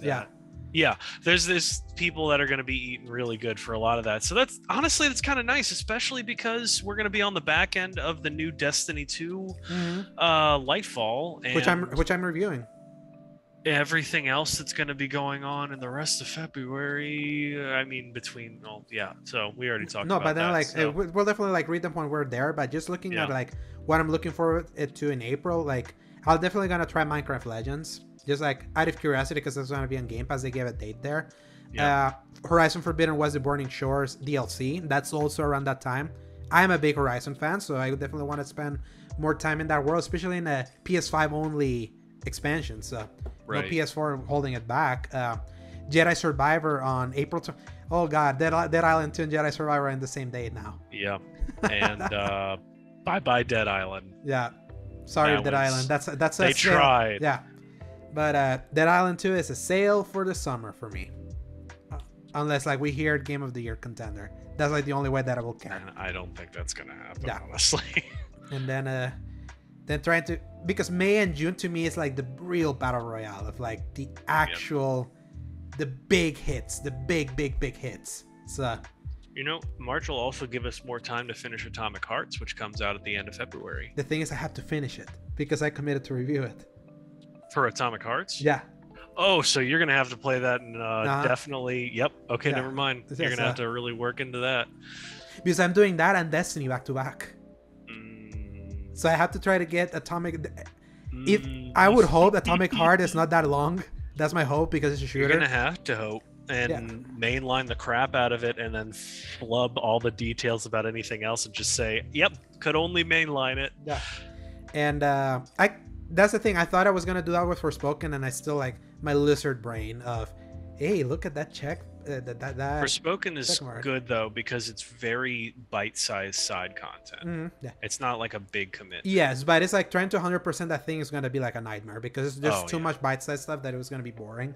It does help that the platforming is so good though that it's probably fun. It goes back into that Spider-Man thing where it's like, oh, look at all these chests. It's not, oh my goodness, I got to go get the chest. It's, oh frick yeah, I get to run up a wall and stuff. That helps. It's like your traversal mechanics in an open world can make so much.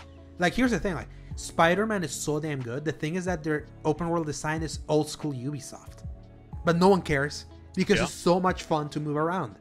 It is. If it wasn't that fun to move around, then it's design limitations of like, oh yeah, this is like design in the old school style of way would have been put against that game more. So I feel Forspoken is kind of like also in that, yeah, this is very like old school open world, like but the movement holds up its end of the bargain. So but yeah, so Paul, read the releases, the few ones for this coming week. We got a whopping 2.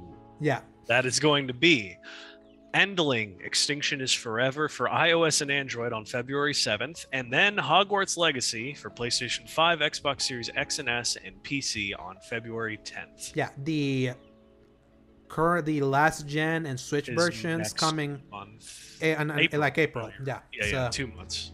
So yeah, so next gen only, and the PS5 version of Hogwarts Legacy has exclusive content, and they're like doing the marketing push for it. So I just want to mention this last thing. I just looked at February 22nd on the release windows. And just the amount of games coming out on for some reason. Yeah. Oh, it's all VR. Yeah, okay, it's because that's why. It's like 29 games. You're gonna read them all, by Paul. pure coincidence. we were going to have all of those games on one day. Now that makes more sense. But yeah, I'm just gonna say, hey, all these are gonna be for VR too, and then just go through all of it. Yeah, it's a lot of them. At least it's all on the same day, and they're all the same system. So all right, Like a Dragon Nation is gonna be that same week. But yeah, we'll get to that's for the future, Paul and Alejandro to deal with. Yes. So, and that concludes this week's episode of the X-Button, Paul. So, and Arch, we're back in the swing of things. Things are getting chunkier again. That they are. But I tell you, now that we're recording on February 1st, that was one of the best Januaries we've had game-wise since like 2019. For releases, oh my goodness. Yeah, because 2019 was the last year I remember that gave us with Resident Evil 2 and Kingdom Hearts 3. But that was like at the very end, and this January, yes, almost close to the end. Also, but it's like we haven't had this much to eat in a January. And having a game that you're like, this can be in the top 10 now. So yeah, two games. The top 10. Technically 3 right now for me. But true. I mean, it's a low bar, isn't it, right now? that one will get bumped. Yeah, wouldn't be surprised. So anyway, yeah, where can they find you, Alejandro? They can find me at _Segovia on Twitter, at Segovia on Hive, at Alejandro Segovia 93 on Instagram, at my written content whenever I write for my blog at thecriticalcorner.com, and whenever I do reviews for Season Gaming at seasongaming.com. Forspoken reviews should be live by the time this is live or the next day. So, and then I wait until for 20 days I get to just enjoy games. Yeah. And y'all can find me at Dork of Art on Twitter. I recently tried to retweet all of my art, so it's at the top again. Yeah, I was like, why? I was like, man, I'm getting a lot of Paul spam right now. Because I realized that's what artists do, apparently. They like take the retweet off, and then they retweet it again so it goes to the top of their chain, because people follow them for all their art and not all the other stuff they post. So I was like, maybe I should do that. Makes sense. Anyway, yeah, so that's what I do, and then I break video games for the fun of it.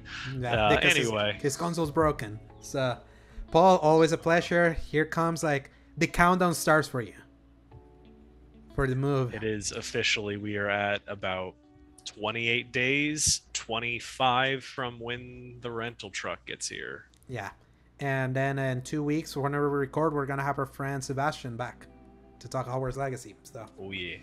All right, Paul, it's always fun, and everyone else that listened to us, we always want to thank you for your support and the continued growth that I'm seeing, like both in audio and within a few of their videos. It was, I tell you, when I saw the numbers for the most anticipated episode, I was like, oh, okay, I'm liking this. Surprised to be sure, but a welcome one, yes.